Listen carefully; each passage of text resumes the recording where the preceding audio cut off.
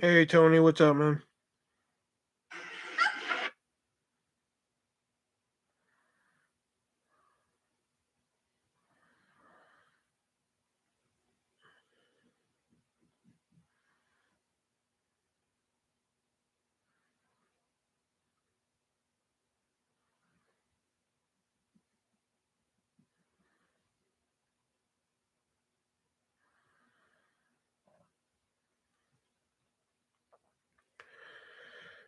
Yeah, well, I'm glad you like it.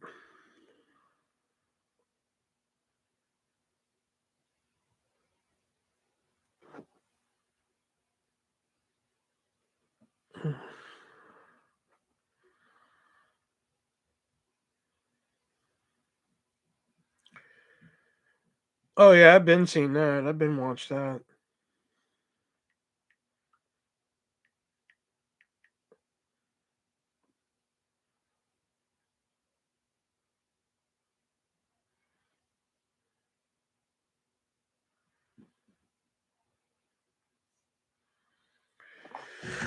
I watched that the first time it came out. Oh, I liked it, but that's probably because I didn't play the game. But I liked it. The only thing I didn't like was that they made a couple out of the main characters. That was the only thing I really didn't like about it. I don't think they really needed to be together. Other than that, I thought it was pretty good. Nah, I never played it.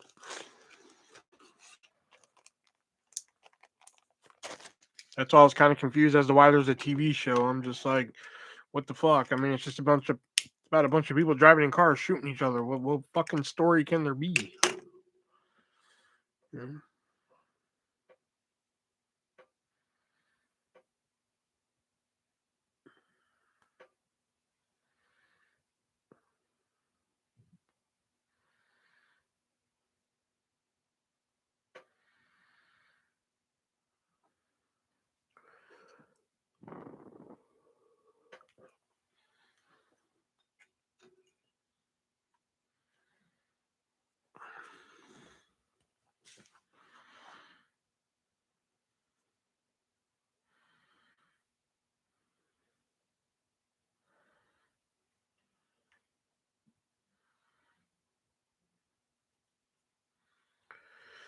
Nah, incense.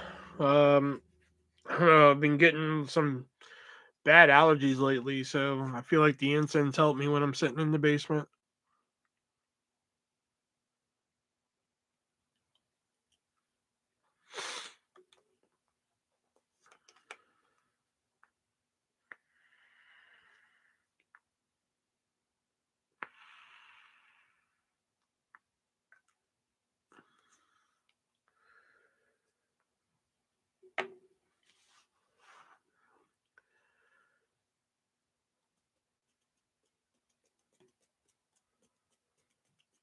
Just waiting to see if anybody else shows up before I start the recording.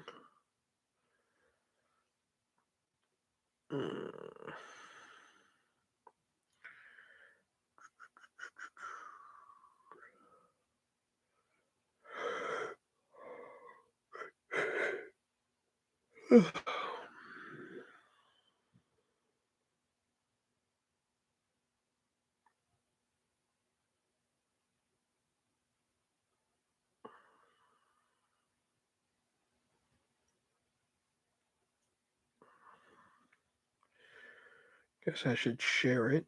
Like anybody's gonna show up, but whatever.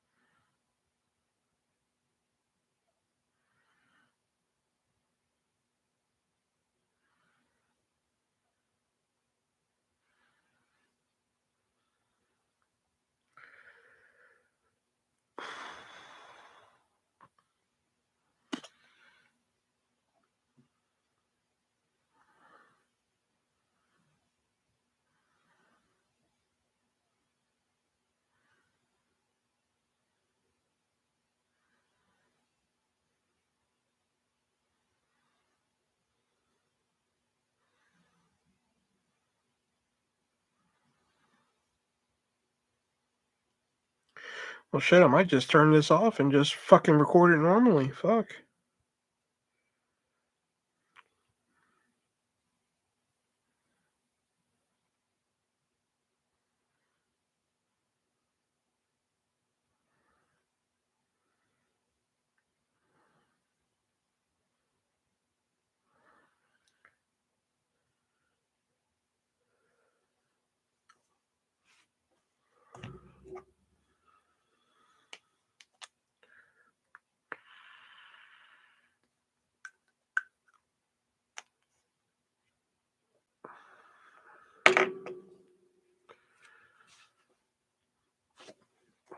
I don't even have my software up. Shit. Okay.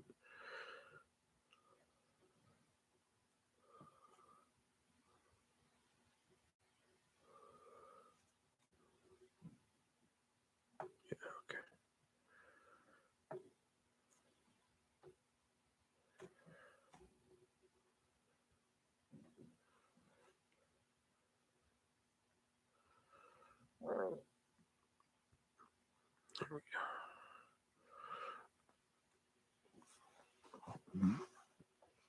The story no one asked for tonight is about a friend of mine I had named Jamie.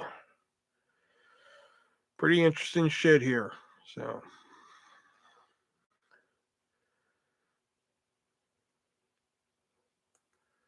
This one I might actually end up sending to the person that it involves, which I almost did with the first episode. I was like, I should really send this to Emma, and I was just like, fuck her. I don't really fucking feel like going through that fucking headache because it's not like she's gonna be fucking sorry. So at least this one, I'm already touching myself. Nice to know, Brett. Nice to know.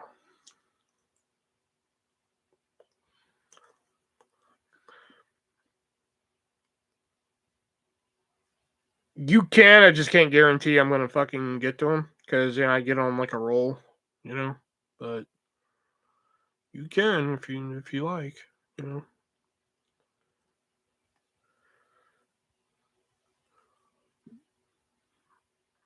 Who's the guest? No guests tonight. I'm just doing a live recording of it.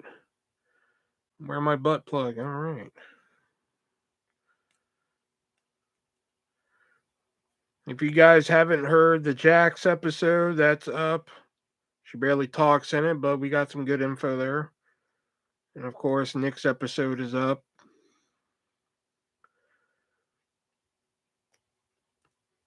Tentatively titled, tentatively scheduled, I should say, for next week is my friend Amber. She said she has stories to tell. Then I messaged her. I'm like, what kind of stories do you want to tell? She was like, oh. Yeah, it's ending. Yeah, the episode we posted last week is the last one we're doing. Shelby decided to step down, so there's really no point in us keeping going. So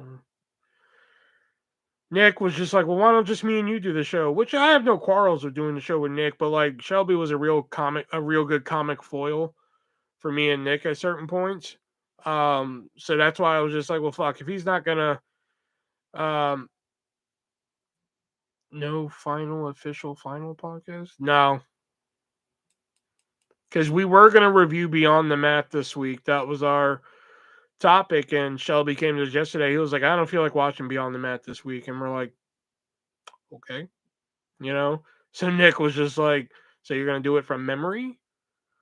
And Shelby's just like, no, I think I'm done. And we're like, and I did tell him when we first started this, I was like, you can quit it anytime you want. And I did ask him, I'm like, is it like scheduling? Do we need to take a hiatus or something like that? He was just like, no, life's changing. I was like, okay. And then like I said, Nick was just like, well, me and you can keep going. We can get rid of eBay and replace it with this. And I was just like, fuck. I mean, he's a good comic foil. Fucking, what do you think, Nick? Doesn't really fucking work that well. Shit like that. So I was just like, fuck it. If he's out, then fucking whatever. The only way I can shall be moving to the same sex marriage state to live out his days as an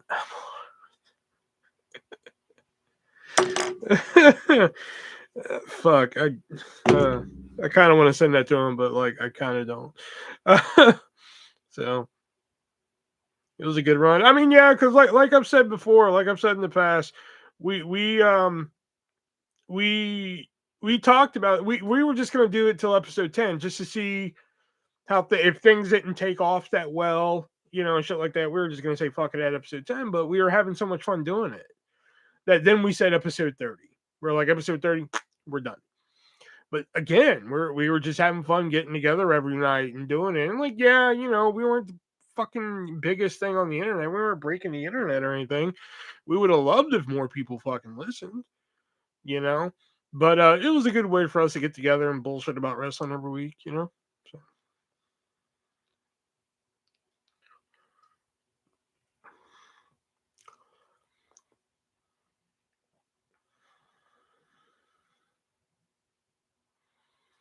Brett could take Shelby's place.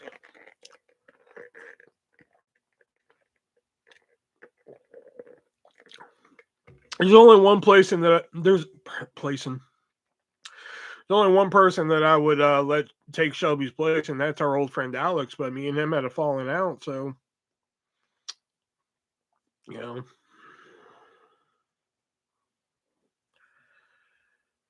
I even told Nick, I was like, if Alex were to take the spot, I'd keep going, but I don't think he's going to. And Nick was like, I don't think he's going to do it. And I was like, me neither. So.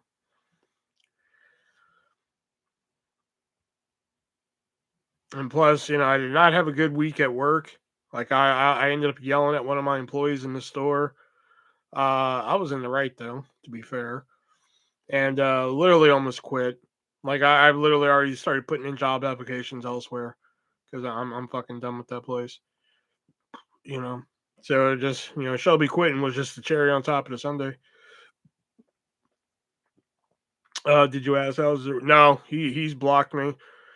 I mean, the long story short to Alex and I is that he said something that I was just like, I did not agree with.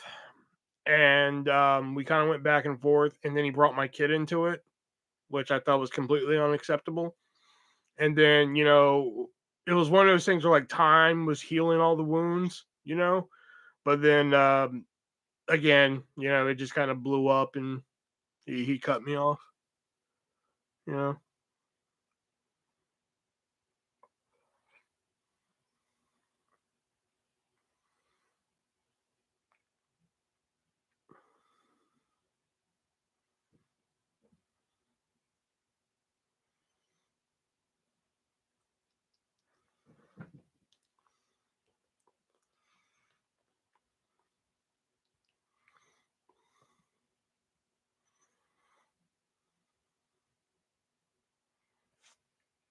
I'm gonna give it till 7 o'clock, and if we don't have nobody here at 7, I will get off and just record it by myself. Grab some people here, and I'll start recording.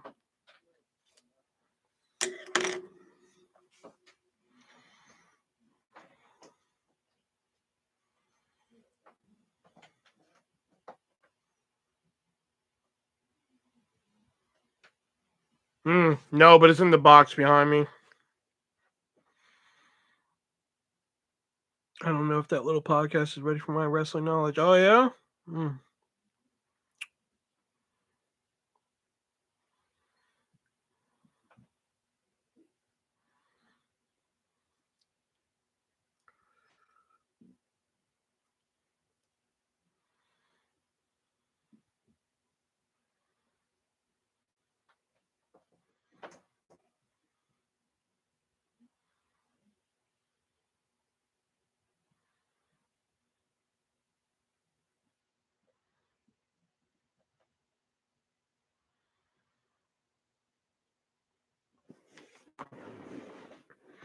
No, I don't know. I don't know if I want to keep doing food, man.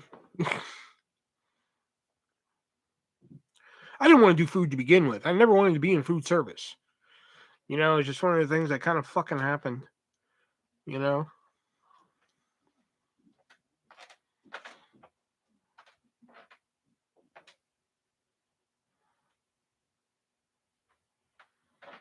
Quesadilla burger for the win.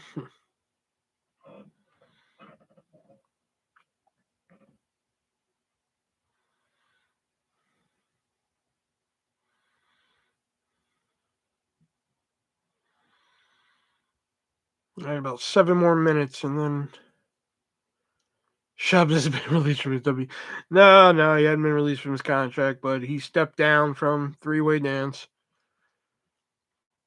Which is fine. I'm not mad at him for it. I mean, I told him when we first started, I'm like, either one of you can quit at any time. And just know that it would probably end the podcast. It just didn't help because like Friday was a fucking shit show at work. Ended up screaming at one of my employees and all this bullshit and fucking, you know. Here, while we wait the 6 minutes before I start recording, I can tell you about that. So, Friday, I'm shocked the live episode wasn't the last one. It went on a while. So what happened Friday? So let me tell you. So I wasn't even supposed to be there Friday.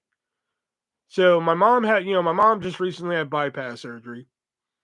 So I was taking her to a doctor's appointment, and the doctor we go to is so fucking thorough. Like, I'm serious, man. Like, it's not just a like fucking 20-minute appointment with this guy. It's like literally an hour and a half, 2 hours. Okay. So instead of just like trying to rush out of there and get to work, I told them, I was like, hey, I'm not coming in Friday. And they said, okay, that's cool. So I get up, get dressed, take my mom to the doctor and everything, get her walker out the car, go park the car. I walk in and she's like, it's next week. I just look at her, you know? But the good thing is it's only like 9:30 in the morning. I can still make it to work, you know?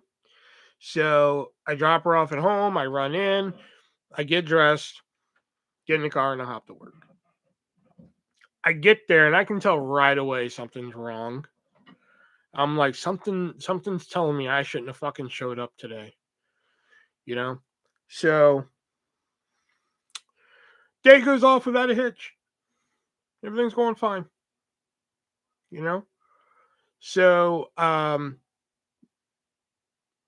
I usually clock in like 15 minutes early so I can leave 15 minutes early. You know? But, we got a little busy and shit. So I'm kind of like taking orders and shit like that. Now, it's time for me to go. And there's like some orders. I'll cut the bread for them, throw them in the toaster. I'm like, hey guys, the bread's in for these. I'm heading out. See you later and shit. So I see my 2:00 guy come in, and we'll just call him Asshole. So I see Asshole come in, and oh, sorry. All right, is this better?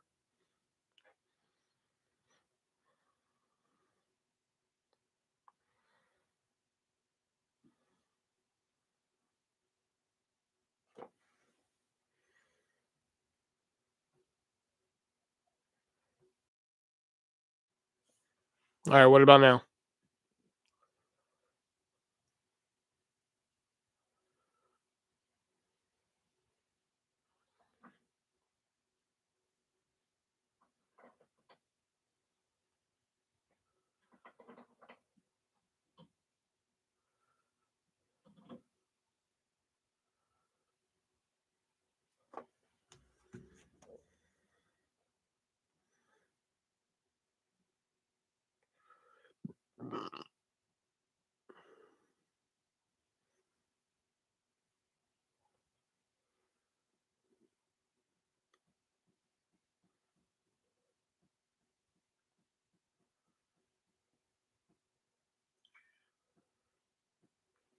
Hello.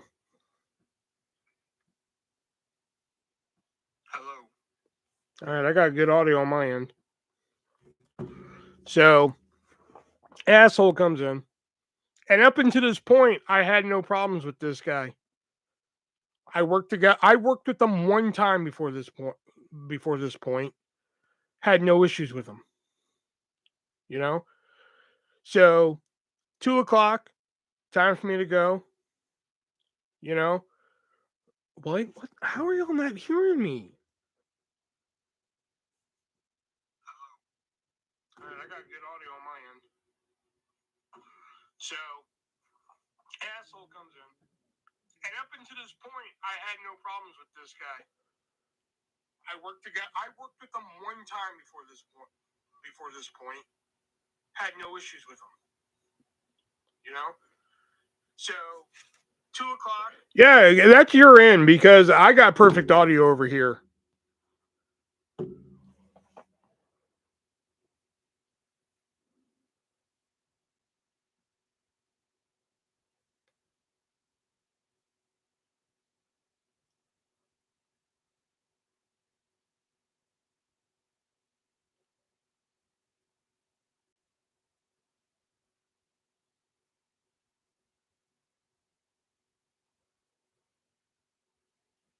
No, because it's working fine.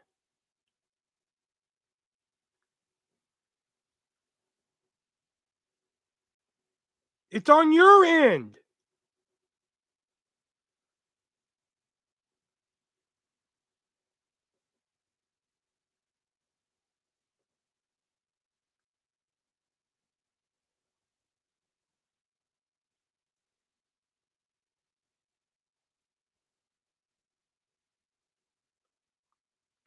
Well,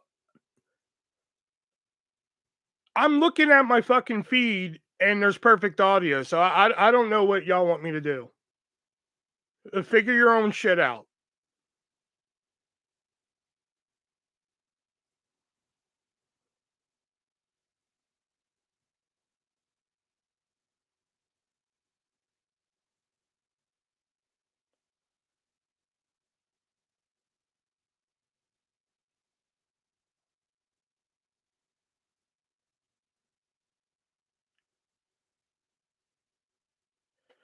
Anyway, so no, it didn't get busy. So usually when it's time for me to go, I'll try and do something before I head out. Like if there's bread that needs to be cut, I'm like, there's the bread. Fucking throw it in. Hey, there you go. See you later. So my relief comes in, and up until this point, I had no issues with this guy, none whatsoever. So I don't know what the fuck happened between what's about to happen and the 2 minutes after. Okay, so I see him come in. I get done. The bread's in and everything. Everything's done. So I'm just like, all right, I'm heading out. It's time for me to go. I'm walking to the back, and the guy asked me, "Hey, was it busy today?" And I said, "No." I was like, "Yeah, it was pretty busy this morning, but it's pretty much died down now." That's all I said. I went up to the computer. I clocked out. I grabbed my sandwich that I had ready there, and I went to the back and I sat down because I didn't feel like sitting down at the table today. So I'm eating my sandwich. All of a sudden, the guy and this other girl come back there, and all of a sudden, I hear the guy say, "Well, ask him. He's in charge." The fuck? All right. So the girl was just like, "Hey, manager on duty, do something." I was just like, "Okay, y'all are starting to piss me off." I was like, "One, I'm not even on the clock, and two, I'm not the manager on duty. Mariah is." So sitting there eating the sandwich, all of a sudden, the guy walks past me again, and I heard him say something. You know, so all I said was, "Do what?" What'd you say? And he was like, "Don't mess with me today, man." I'm like, "What the fuck?" Okay, fine, whatever. You know. So I get done with my sandwich because I'm about to, I'm leaving to go to the post office, to fucking Walmart. I got to do something. So as I'm walking out, I'm filling my drink up.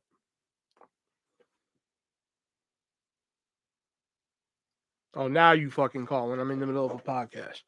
So I'm filling my drink up, and as I'm walking out, he's like, "Hey, Will, you're not gonna clean nothing? Will, you're not gonna clean nothing? Will." I'm like, "What the fuck? Dude, who the fuck is he talking to like this?" So as I open the door and walk out, he goes, "Oh, thanks, Will. Thanks for nothing." That was it. So I walk back in, I swing the door open, and I start screaming at him. You know, I was like, "If you have a problem with me, you call the general manager." You know, and he looked at me. He was like, "Yeah, because that's what a man does." And I'm like, in the back of my head, I'm just like, "What the fuck does that have to do with anything?" You know, and I was just like, "Again, if you have a problem, you take it up with Devana." And I walked out, and I'm so fucking fired up. I'm surprised fucking smoke wasn't coming out of my sneakers. You know. So I'm sitting in the car, and I right away just start looking up other jobs because I'm just like, I'm done. I don't want to do this bullshit. I'm over it. All this shit. So I call my boss, and I'm just like, hey, I know you had a shit day today, but I might not be in tomorrow. And she was like, why? What's up? And I told her what happened. And she was just like, yeah, Mariah's calling me on the other line right now. I think that's what it's about. Yeah, it probably is. Click, hang up. So I wait a minute. I'm still looking up jobs, you know. So I wait about 20 minutes, and I called Devonna back. And I'm like, so what are we doing about this? And she was like, honestly, I don't fucking know.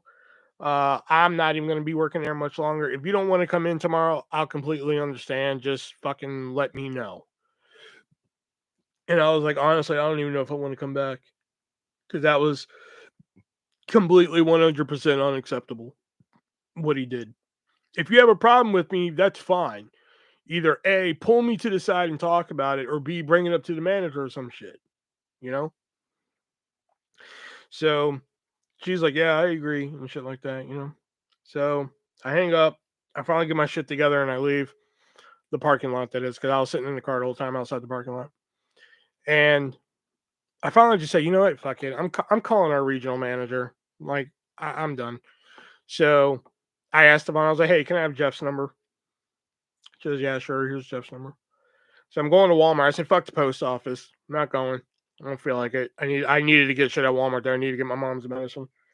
So I pull up at Walmart, call Jeff. I get his voicemail. And I was like, hey, Jeff, this is William from the Iowa City store. If you can give me a call back, that'd be great. Thanks. Bye. Click. Hang up. I'm in Walmart, and I'm about to pick up my mom's medicine when the phone rings, and it's Jeff. And I was like, hello. And he was like, hey, Will, this is Jeff. I'm sorry I didn't answer or anything. I got your message. What's going on? And I was just like, well, Jeff, there was an incident today. And he was like, oh no, like what happened? Oh no. And I was like, Jeff, it's to the point where like I don't even want to work here anymore. He was like, oh no, like he got, and like I'm almost crying, you know. So I was like, hold on, let me get to a department where there's nobody around, and I'll tell you. He's like, okay. So I get to like the men's like underwear department. Nobody's chilling there at the moment. So I told him what happened and shit like that. Basically told him the same shit I told John. I was like, if he has a problem with me, that's fine. Pull me to the side or some shit like that. And I told him, I was like, Jeff, I yelled in the restaurant. So, and we've had complaints about that before. There's been other incidents where people have yelled in the middle of the restaurant, you know? So I told him, I was like, Jeff, if somebody complains about somebody yelling in the restaurant, I will take full responsibility for that because that was me. That was on me and such. Like he was like, Will, don't even worry about that part. Yeah, don't even worry about it. We want to worry about what he said. And this is the first, because I've said on here before that like I've mentioned that like I think they only gave me the shift lead role just to be like, okay, if that'll make them happy. But this is the first time it actually made me feel like a manager because he was just like, yeah, that's completely unacceptable. He should not be talking to a manager that way. And I was just like, wow, who the fuck am I? You know? So I told him, I was like, I don't want to work here anymore. And he was just like, no, Will, we don't want you to quit and everything like that. And I'm just like, okay, all right, whatever, you know? So, I mean, it's true though. That was the first time he ever made me feel like a fucking manager there, you know? Um, so that night, because like I'm one of the people, I mean, look at me, I'm still steaming about it. And it's been like fucking 4 days now. So I call my manager, Devon, at like 9:30 at night. Cause like I went on the website and I was going to contact our HR department. I was like, fuck it, fine. Now, I've always said I'm going to contact HR about like, fucking jokey shit. And they've always said, oh, Will, we don't have an HR department. Ha, ha, ha. I thought they were joking. They're not joking. We don't have a fucking HR department. You have to report to Jeff, who then reports it to another guy. And then that's it. That's our HR, you know, because like I was like, it's not that I didn't trust Jeff in saying that he was going to do something about it and reprimand the asshole about it, but like I was like, I want to follow up with somebody. Somebody needs to know what the fuck happened and shit. Because again, that I've worked with people who don't like me. That's fine if you don't like me, You know, I may not like that person back. That's fine. We got to work together. And if you have a problem with me, that's fine too. But there are other ways to go about it than what this kid did, you know? But like, I started looking for other jobs and shit because I need to get the fuck out of there. I applied for the assistant manager at the movie theater. So that's good. All right. We got a good sized crew in here now. Well, for me, that is. So let's get the actual fucking recording underway here. That was like your little bonus story here. Let me pull up my software here. Okay, good. That's how I check my mic. All right, so here we go. And this hopefully episode should be up tomorrow, and hopefully this is a good enough story, you know. But who is the pod website? Nobody. Not every episode is gonna have a guest. You know. Sorry, what job was that at? This is at my current job. This is what happened currently. This is what happened fucking Friday. Yeah, not every episode of the podcast can have a guest. This one is just solo with me. So, and why did I pull up Zoom? I don't need Zoom. Give me that. Yeah, it happened Friday. I was fucking livid. I'm still fucking livid. All right. All right. Again, Tony asked earlier if y'all want to ask questions while I'm telling this story, y'all can. I just can't guarantee that I'm going to get to them because I kind of get into a rhythm.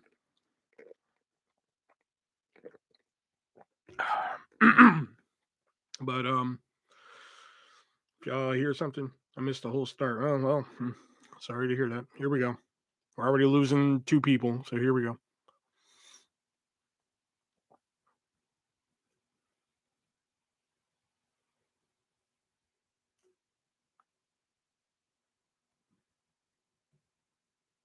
Oh shit. Okay, it was working. Okay. I didn't think my recorder was working. Hold on. I gotta get in closer. Okay.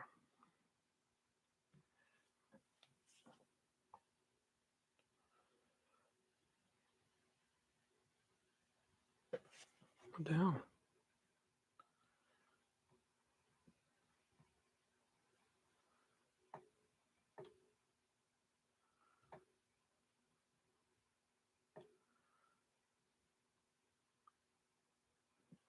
Okay, for some reason my recorder's not working.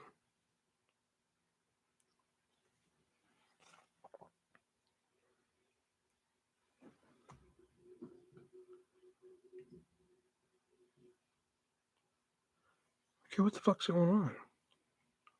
Hold on a second. Okay, seems like it's working. Okay, I guess I'll just have to do it like this, I guess. All right.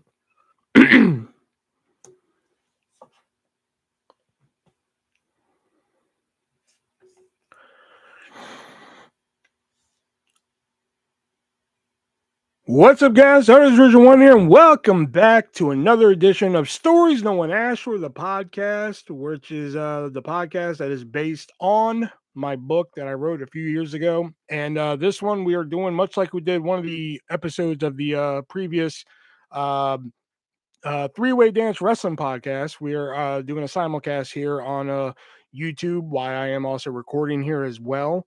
So yeah, if you don't know by now, like mentioned on every episode thus far, I wrote a book a few years ago, a very shitty one. But after numerous attempts of trying to write a follow-up book with more stories and shit, because I'm just lazy, dude. I finally just said, you know what? Why not turn into a podcast and tell some of these stories here? And thus far, it seems to be working out pretty well. But before we talk about tonight's story, which is a pretty good story about a friend of mine that I used to have here called Jamie, which has some twists and turns in there and some sexiness and all that good stuff in there. No fucking, but some sexiness. We got to give a quick shout out to the great people over at moviesarusa.biz, which they gladly fuck. Let me start over. God damn it! I don't know what happened there, but I gotta start over.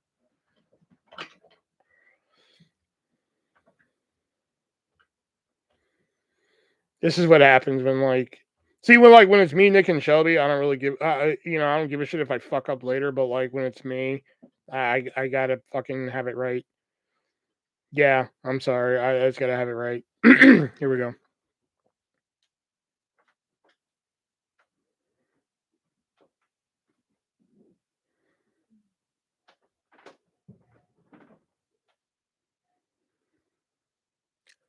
What's up, guys? ArtistVersion1 here, and welcome back to another edition of Stories No One Asked For, the podcast. And we are just rolling right along here. We're already on episode 5, man. Can you fucking believe that shit? Goddamn, who would have known? But as you guys may or may not have known by now, but a few years ago, I wrote a little book called, well, Stories No One Asked For. And instead of writing a follow up, which I have tried not once, but twice, I figured why not just turn the stories I was going to put into a book and save a shit ton of fucking money printing the book and everything, and just put it into podcast form, which is what we are doing here, and that's what we have done. The previous episodes here, we've had on some guests already. We had Nick from the Three Way Dance Wrestling Podcast, which is now fucking canceled. And plus, last week we had one of my best friends in the world, Jackie, on, who, I mean, didn't talk a lot, but y'all did get some information that we never said out loud to anybody. And tonight we're going to talk about a story that you guys didn't ask for, that being an old friend of mine, Jamie here. Which this one I might be even brave enough to actually send to her. I was going to send the pilot episode to my ex-girlfriend, but I was like, nah, you know what? I don't feel like dealing with that headache. So, but before we get into tonight's story that you didn't ask for, I want to give a quick shout out to the great people over at moviesarusa.biz, which is a great website. We can head on over and find those hard to find TV shows and movies that are either never been released before on physical media or haven't been released on physical media in quite a long time. There's a lot of those streaming shows that come out now that don't make it to DVD or Blu-ray for that matter, and you can get them all over there on moviesarusa.biz. For use the checkout code 3-way, which we got to change that checkout code now. Damn, I forgot about that. We got to change that checkout code now, but you can still use 3-way, the word or the number, and save yourself 50% on your purchase. And if that wasn't enough for you, we're going to give you free first class shipping as well. And there's over 3,500 titles to choose from. I recently picked up Alf, the complete series, Life of Louie, and Exo Kitty, which is a Netflix show. So if you don't want to if you don't want to get Netflix for $15 a month and just like want one or two shows from, moviesarusa.biz, and recently added on moviesarusa.biz Baywatch Nights. So if Baywatch wasn't enough for you and you want to kick it up a notch, check out Baywatch Nights. So head on over to moviesarusa.biz, use that checkout code 3-way, which we now have to change. Hopefully you doesn't have a problem with that. And save yourself 50% today. So, oh yeah, get a 3-way dance hat. Sure, yeah, go ahead, buy one of those now too. If you want, I gotta get rid of that link. So anyway, and also I should mention, in case that comment seemed out of nowhere, I am simulcasting this on YouTube this evening. So I am recording this and doing it live at the same time. Just for shiggles. So tonight's story that you didn't ask for is somebody who at one time was uh we were like the best of friends, and it's very rare for me to have a friend who's a girl who's like my best friend. um so let's get into it. So I was working at Hy-Vee, and working in a grocery store, you tend to have you tend to know different people in different departments. I think at the time. Oh no, that's not true. That's not true. I fucking bald face lied right off the bat here. I was a checker, and like mentioned in the Emma story, we had these things called courtesy. Which were the people who come down, bag your shit, they'd go get carts, whatever they needed and shit like that. So I had this courtesy named Jamie, and Jamie was real cool. She was real chill and everything like that. But then all of a sudden, Jamie disappeared. I had no idea where she went. Turns out she went to the bakery. So, and this was like, oh God, when did I start IV? The worst position at the store. Yeah, somebody just said the worst position at the store. Yeah. So I started working at IV in August. So this happened in October. And the only reason I know it was October because like there was one night where I think I was throwing out some trash, and like to go to like the trash chute, you had to walk past the bakery. And so I throw the trash in there, and I'm coming back, and there's like a few other people, and there's Jamie there, and it was Halloween, so we were in costume that night, and Jamie had like this fucking skeleton costume on. It was not skeleton, but like it was like one of those skeleton shirts and skeleton pants and shit like that, skeleton. And like the one thing that really made Jamie stand out at the time, she had this haircut that I called the Skrillex. And if you know who Skrillex is, the what's that fucking music called? Dubstep. The dubstep DJ who like fucking had like half his head fucking shaved, but had like the hair on the other, or like for wrestling fans, the Shinsuke Nakamura, if you want to go that route. You know, she had that hairstyle, and like fucking hated it. I fucking hated that hairstyle on her so much. So we were walking back, and like her and like the other group, I don't even remember who else was there. I know it was Jamie and a couple other people, and like I'm kind of hanging back, and I'm gonna call it like it is here on Stories No One Asked for the podcast. But like I kind of checked out her ass, and I gotta admit, I was like, damn, that's a nice looking ass. I'm not gonna lie here. So um we got the I think, oh, that's what it was. We ended up friends on Facebook. We ended up friends on Facebook, where like she would just send me like stupid fucking videos, man. One was like the Jaws theme, and it was like dan it, dan it, dan it, dan it, dan it, and it was like moving up her leg for some reason. I don't know why. It was like moving up her leg, and then bacon. And it was like bacon on her plate. I'm like, what the fuck? And the only thing I could think of, I'm like, why aren't you wearing any pants? So like that was like our in joke for a while. Was like I see her at work, and I'm like, oh, you're wearing pants at work today. What's the occasion? Like that was our thing for a while. Um, so it was just like fucking shit like that, and I hated that she wasn't fucking working up front anymore and such like that. But the good thing is that she worked in the bakery. I had a bakery hookup for a little while, because like all I had to do was like go to the bakery at around like 4 o'clock or 5 o'clock when I got off and shit like that, and I could get like fucking free donuts. It was great, or like cheap donuts, like fucking 50-cent donuts. Oh, it was fantastic. I fucking loved it. I'm like, let me get the one with the Fruit Loops, and let me get that right there, and that fucking great deal. That, or she'd hold them for me until like I got off at like 9. Such like that. It was really, really good deal. I didn't have a position where I could hook her up with shit like that. You know, but it was a good deal, man. I could get some donuts every now and then and shit. Cause like we had like weird fucking donuts at the time. Like I said, you get like it was just like white icing with like Fruit Loops on it and shit. And like I don't know why I thought that. No, the Fruity Pebbles one. That was a good one too. Oh my god. You know. So we spent time like getting to know each other, just kind of like going back and forth on Facebook, shit like that, fucking Hy-Vee sucks, yeah, I fucking know, shit like that, just bullshit like that. It wasn't till this is when shit kind of, I wouldn't say took a turn, but like this is like when we really started like to know each other, you know. But remember, I just moved here from Iowa. I moved here from Iowa, or I moved here from North Carolina, and at this point, it'd been like, oh god, what was it? Yeah, it's a little over a year now. So, I'm literally in my basement one night, just drinking. Just I still had a little bit of a drinking problem at this point. So I'm just drinking and shit. And I don't remember fucking what she texted me about, but like I remember Jamie texting me something, and like we got talking, but like I told her, I was like, I'm fucking hammered, you know? And and she was like, "You are?" I was like, "Yeah," because it was like that's what it was. It was the anniversary, or quote unquote anniversary, of like the breakup and shit. So I just fucking felt like drinking, and I did. I just fucking drunk. I was like slammed. I'm like in my basement watching a fucking, because like over here, where like my quote unquote old art studio used to be, before it was a quote unquote art studio, for that fucking failed idea, Bored at Heart. It was just like a PlayStation, or not a PlayStation. Well, it was a PlayStation 2 for a bit. PlayStation 2 slash Nintendo 64, a VCR, and a fucking old tube television. Now it's just a DVD player, tube television, art station that I don't fucking use. Um, so I'm down there one night just kind of like watching movies and shit.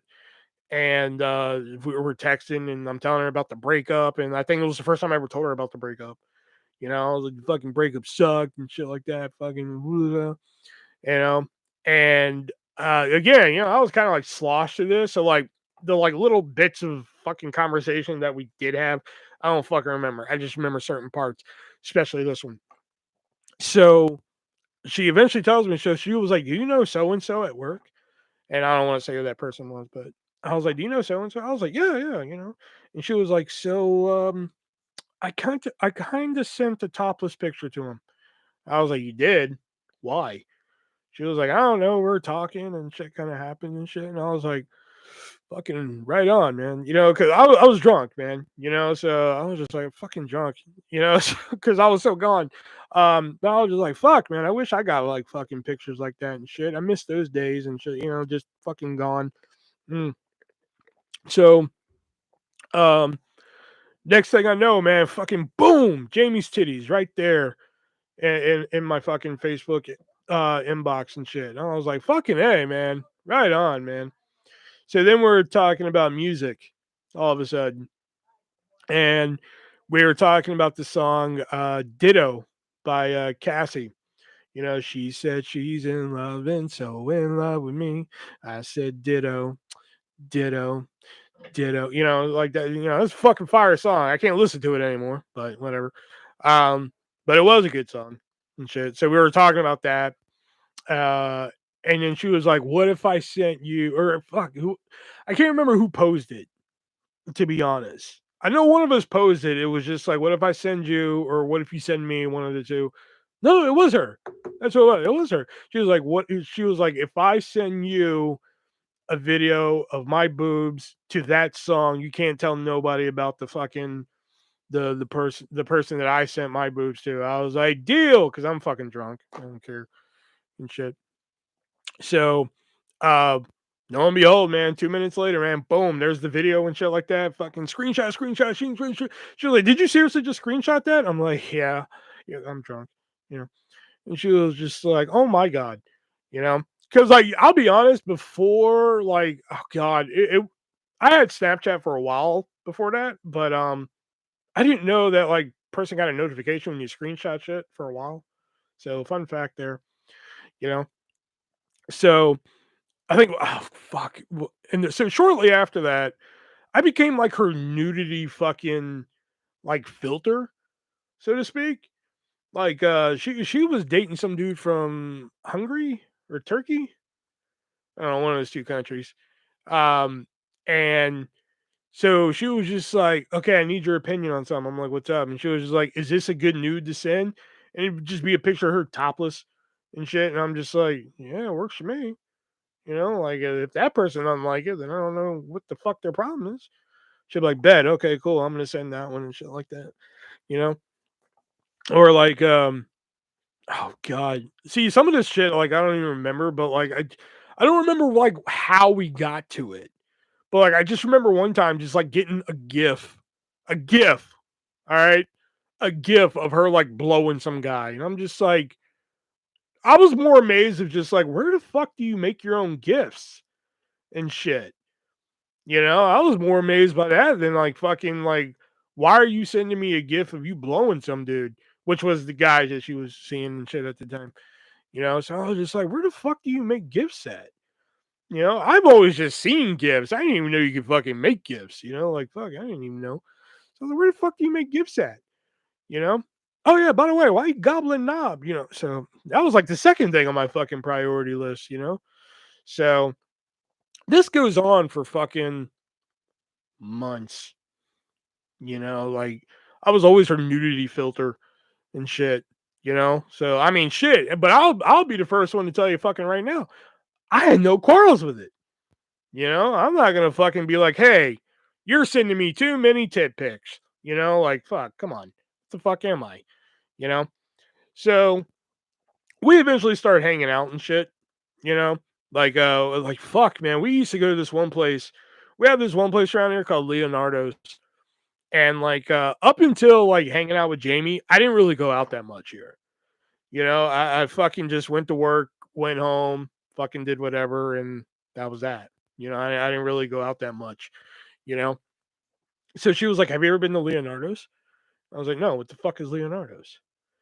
And she was like, "What? You don't know what Leonardo's is?" Oh my god, we gotta fucking go to So we're like, all right, let's go to fucking Leonardo's and shit. So she'd take me to Leonardo's, and she'd be like, "Oh my god, you gotta try the cheese fries." I was like, "I don't want cheese fries." She was like, "I'm buying the cheese fries. Fuck it." So she'd buy the cheese fries. She'd be like, "You want pizza?" I'm like, "You can get a pizza." Fucking, I bought like fried clams because I like fried clams. You know. Leo must own that place. Sorry, we're simulcast on YouTube if you don't remember.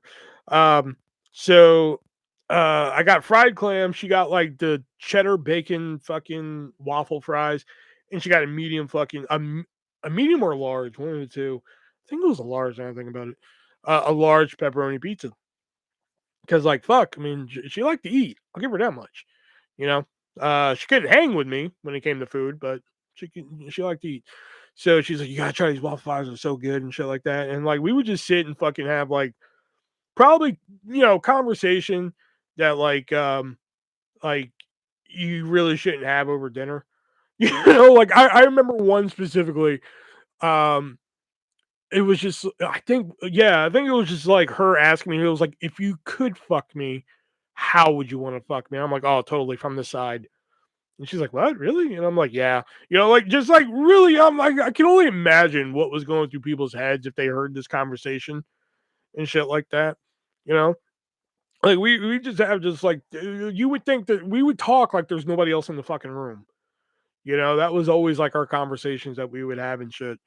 You know, um, that's the only one I really remember.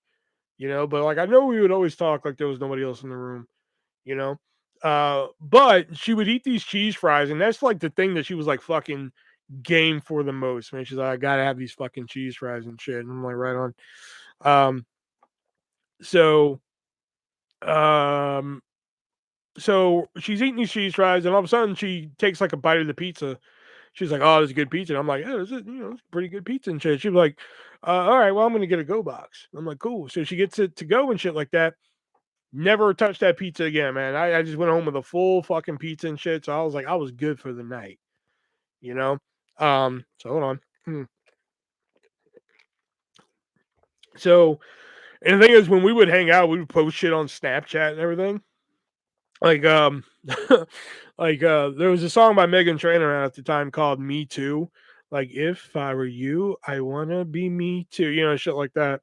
So like we would post like us like fucking either singing or lip syncing in that song, one of those two, to the point where like we used to work with this one girl named Kayla, and Kayla came to me one day at work and she was just like, "I didn't know you and Jamie were friends." I was like, "Yeah." She was like, "No, I mean, but like, I didn't know you two were like those kind of friends that went out and hung out and shit like that." I'm just like, am I not allowed to have friends, Kayla?" And she was like, "No, no, no, well, it's not like that. I just didn't think that, you two like hung out and shit like that." I'm like, "I don't know what the fuck you're trying to say here, Kayla." You know, like, um, so like, and plus, like, a lot of like, we would start hanging out like late at night. Like fucking like not like late at night as in like 8 o'clock. Like there was one time, and I told this story on the first episode, but like here it is from like a different perspective. So one night she's like, "Hey, do you want to go to Perkins?" It's like fucking 11:30 at night, and I was just like, "Yeah, I could go. I can meet you at Perkins." She was like, "Well, I can come pick you up." I was like, "I can just meet you there," and she was like, "All right." So I meet her at fucking Perkins, and at this point, I started dating Emma. And I was actually having a conversation with Jamie about Emma like weeks prior. You know, I'm just like, does this sound like she's into me and shit like that? Like showing her conversations from Emma and shit like that. And she was like, yeah, that kind of looks like she's into you and shit like that. Well, me and Emma, pulled the trigger, got together, shit like that. And, we didn't really, want a lot of people knowing and shit like that. So, like, all of a sudden I clammed up about it. And she was just like, what happened with you and Emma? I was like, I don't know what you're talking about. She was just like, "Why aren't you dating somebody now?" I was like, "Yeah." And she was like, "Is it Emma?" I was like, "No." She was like, "So you're showing me all these text messages from Emma, then all of a sudden you're dating somebody and it's not her." I was like, "Yeah, that sounds about right." So I meet her at Perkins, It's like 12:15 now because, Perkins not that far from my house. So I get up there and we get our table and shit, and we sit down and we're just kind of like small talking it at first, like how was your day, fucking, whatever. So waitress comes over, takes our order, walks away, and so she was just like, "So how you been?" Because I think at this point it's been a little bit, I was like, "Good" and everything. She was like, "So how's Emma?" I was like, "Oh, she's good," and she was just like, "How you two doing?" I was like, "We're fine." And then like there was just silence, and I'm like doing shit like I'm doing, like you can't see me, but like I'm rubbing my eye and shit. And then there was silence, and then that's when it dawned on me. I was just like, and she was like, "Aha!" I knew it. I was like, "Oh fuck!" And that's how she found out me and Emma were dating. Um, but oh god, I think this is gonna be one of those you had to be there type of stories. But this was fucking great one time. They just opened a Five Guys by the house one time. So she was just like, "I've never had Five Guys." I'm like, "You never fucking had Five Guys before?" She was like, "No." I was just like, "Well, fucking let's go. Come pick me up." And she was like, "All right." So she comes and picks me up, and we go to Five Guys. And apparently Iowa's never had fucking Five Guys either because there's a goddamn line out the fucking store. So we're sitting there. I finally just like pull on like the middle of her like tank top she's wearing. I was like, "Can you at least pull this down so we can get to like the middle of the fucking line?" And she was just like, "I'm not wearing a bra. Would you stop?" I was like, "Oh, sorry, I didn't know." So we finally get up there. We get the burger and everything. She fucking falls in love with the place. Long story short on that, she ends up literally going to Five Guys for like 3 times a day for like 3 weeks after that, which I'm just like, I ain't no doctor, but that's not fucking healthy. But anyway, the first day we went, we decided we'd go over to the mall and shit. So we're like, right on. So we go over to the mall, and at the time in the mall, they had this like a hobby store. And I was really into collecting board games at the time. So we went in just to see what they had and shit because we were fucking just hanging out around the mall. And we discovered this game called Brink, which is a fucking awesome game. If anybody's heard of it. So anyway, we played that in the store for about 20 minutes and shit. So anyway, we're leaving, and they have all those little mall kiosks around the mall and shit, of course. And one of them was a beauty, like a beauty one. It had like all the beauty products and shit like that. And it was run by, of course, it was, one of those, "Hey, come here, buddy, let me talk," one of those type of fucking people. So we're walking out. It's like the last kiosk we got to clear before we're out of the fucking mall. So we're walking past it, and all of a sudden the guy spots Jamie and just starts chatting her up and shit. And like I'm just kind of like hanging back at a distance because I don't want to be like fucking like hi, what's up. So I'm kind of hanging back, and he's like fucking pimping out all these fucking products and shit on her and shit. So finally he takes a gander over at me, and he's just like, "Who's this? Is this your bodyguard?" And she goes, "Oh no, that's just my friend Will." And he goes, "Oh, okay." And he like goes to like reach for something, and I like jump over there. I was like, "Whoa, you're too close, man." And he's like, "Whoa, what the fuck?" I was just fucking with him. So anyway, I back up and shit. So like this guy is pushing every fucking human. This guy is pushing every product he can onto Jamie. Like, "Oh man, we have this right here. It does this for your skin. It does this. Oh, we have this right here." And like, she is not interested in any fucking product. But this guy's not taking no for an answer. I'll give him credit on his persistency though. Fucking A+ on persistency.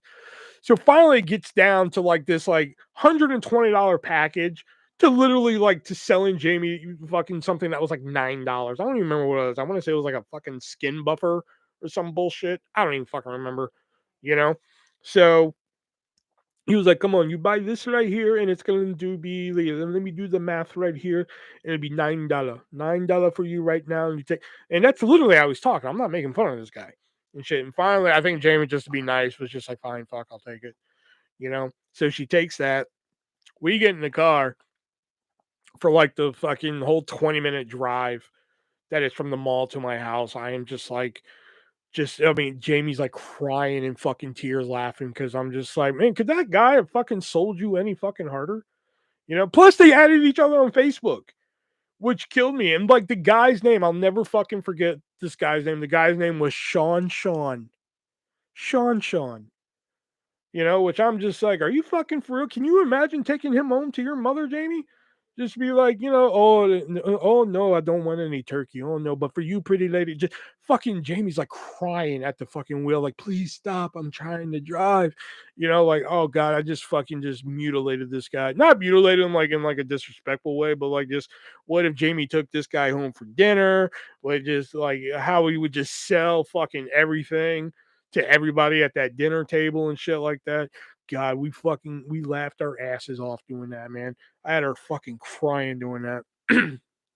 um, I eventually became the person that was like whenever there was like the slightest fucking inconvenience in her life, I was the person she ran to. You know, like she started going to college for baking. She was in a baking school, and like I'll never fucking forget this. Like she would always call me with like these weird cooking questions, you know? Um so she would call me and be like, "Hey, for chicken, can you cook it like this and shit?" Just shit like that. Um and I think one day she called me, she was like, finally the one that broke me, she was like, "Can you put tacos in the oven?" And I'm like, I finally just had to sit her down one time and I was like, "Jamie, I'm gonna tell you this story. And trust me, it's gonna make sense at the end."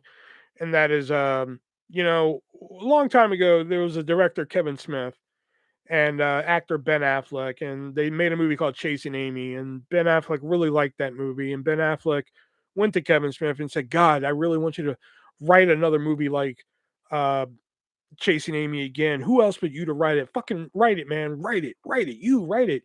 Kevin Smith finally had to look at Ben Affleck and say, "Motherfucker, one of us won an Oscar for writing." And Jamie, I tell you that story so I can finally say, motherfucker, one of us is going to school for cooking. Like, why are you asking me if you can put tacos in the oven? She was like, I didn't know. So, um, but like, I was always there helping her out and shit like that. I think there was one time where like, I guess she had to swallow a lot of pride to do this. She, she messaged me on Facebook and was just like, "Hey, if I come pick you up, can you, can you buy me some groceries?" I'm like, "The fuck you mean buy you some groceries?" Like, and she was like, "Well, I'm fucking broke. Like I have nothing right now." And I was just like, I was like, "All right." Because I remember a couple times while living in North Carolina, like fucking, there was a couple times where I had to decide whether or not I needed to buy soap or eat, and soap won.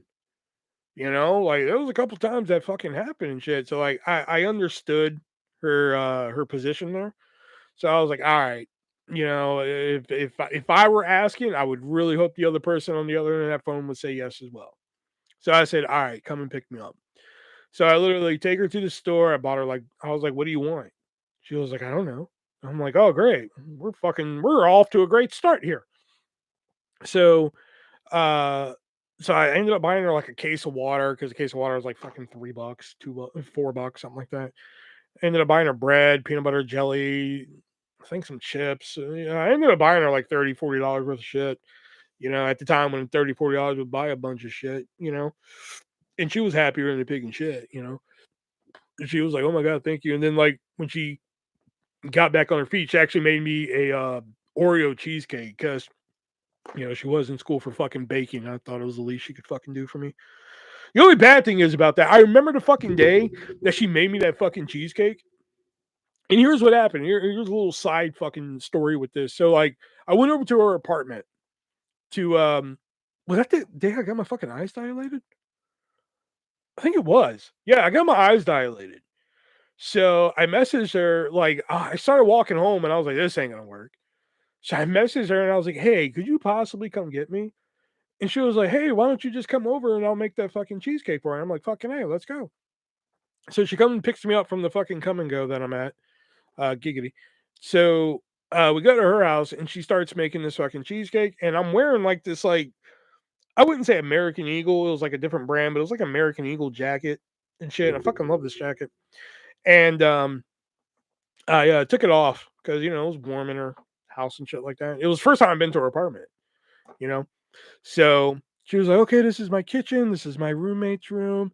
This is my room. And she opens the door. I was like, this is where all the fucking magic happened. She was like, you're an idiot, you know? So, so I'm sitting down, waiting for this cheesecake to be done and shit like that. And we're bullshitting and everything like that. Um, next thing fucking really nothing of importance happened here. So, but, I remember us leaving and I forgot my sunglasses for my dilation and shit like that. And like my eyes were fucking burning. I was like, I hate to do this to you, but like, can we go back to your place? I need to get those sunglasses for my eyes. She was like, oh, yeah, that's fine. Turn around and go back. So go back. We leave again. The next couple of days, I'm looking for my jacket. I'm like, where the fuck is my jacket at, man? I could have swore I had it when I was, oh, motherfucker. So I messaged Jamie. I was like, hey, I left my jacket at your house, man. Have you seen it? She was just like, no. I was like, I know I left it there. I left it on your floor, you know? And she was like, if I see it, I'll give it to you. You know? Weeks went by. Weeks went by and I couldn't find this fucking jacket. And I was just like, or she couldn't find this jacket. I'm like, are you fucking kidding me? She was like, I'll replace it, I swear. And I was like, okay. And, like to me, the jacket was like fucking, I don't know how much the jacket cost, you know. For me, I was just like, fine, give me $20. I'll go to Walmart and get some fucking cheap ass jacket. She was like, I'll replace it. Oh, what kind of jacket do you want? I was like, I don't know. What's your budget for a jacket? Like, how much do you think a jacket costs? She was like, $60. I was like, all right, hold on. So I went on Amazon and like, if y'all ever see me wearing that green Power Ranger jacket, there you go. Jamie bought me the green Power Ranger jacket. So anyway, um, I was always the one fucking, there, or her boyfriend's treating her like shit. Let me fucking tell Will. Will will fucking say something relatively fucking nice and it'll be over. Fuck, I need groceries. Let me call Will. Will will help out and shit like that. Et cetera, et cetera. It was to the point one time where, um, like she was in such a fucking dark place, such a dark place, that I think I'm about. Am I about to go to work or am I off? I think I'm off. Like she's in such a bad place that she sends me this fucking video on Snapchat of like her wrists just covered in blood and shit. And like she's not answering her phone. She's not answering her text messages on Facebook. And I was just like, oh, this is not fucking good, And she's supposed to work that night, you know? So the only thing I could think to do was fucking call Hy-Vee, which fuck, that's a rare time I could ever say that. So I call Hy-Vee and I'm just like, hey, is HR there right now? And they're like, no, well, it's Tuesday. She's off. I'm like, fuck, that's right. Oh my God. And they're like, why? What's wrong? I was like, I just got this video from Jamie and and they're just like, what? Are you sure? I'm like, yeah, I'm fucking sure. They're like, okay, all right. We'll figure it out. So, it was just shit like that. Like, you put in these situations that I'm just like, I don't know what to do. And, but eventually they figured that shit out and everything. It wasn't till this is when shit really fucking. No, you know what? Ooh, I just remember this story. Fuck. Ooh, before we get to that, hold on. I will say one time there was a time where she tested.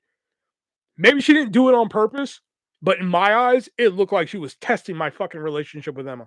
Because if you remember, Emma was, younger. You know what I mean? She was 18 at the time and shit like that. So this whole relationship shit's new to her and everything. So one night, Jamie just got into hookah. If anybody knows what hookah is and shit like that, she just got into it and shit. So she was like, I bought a hookah and shit. You want to come over and do hookah? And I was like, shit, I haven't done hookah since I lived in fucking Houston. So I can't believe I forgot to write this story down. Because I got notes and shit.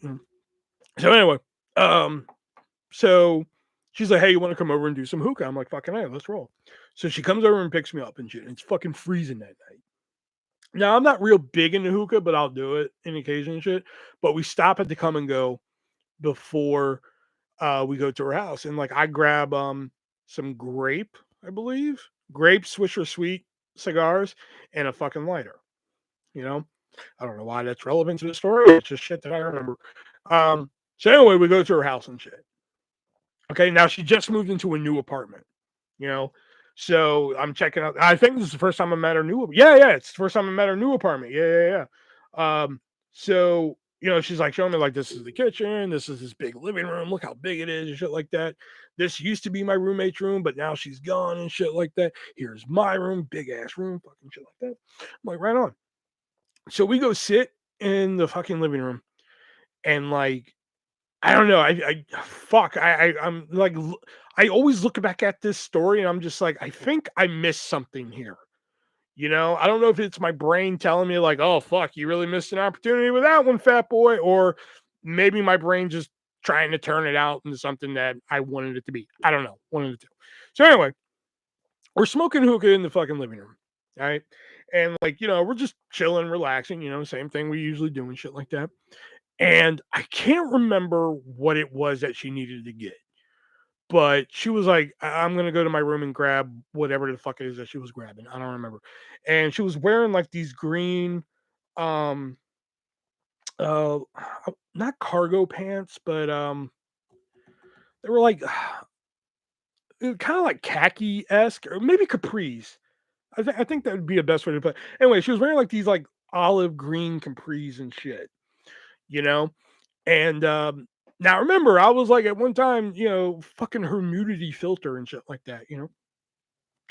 So as she's getting up to like go to her room, now like her hallway, the way I'm sitting, I'm looking right down her fucking hallway, you know. So I forgot what it is she was grabbing from her room. I honestly don't fucking remember.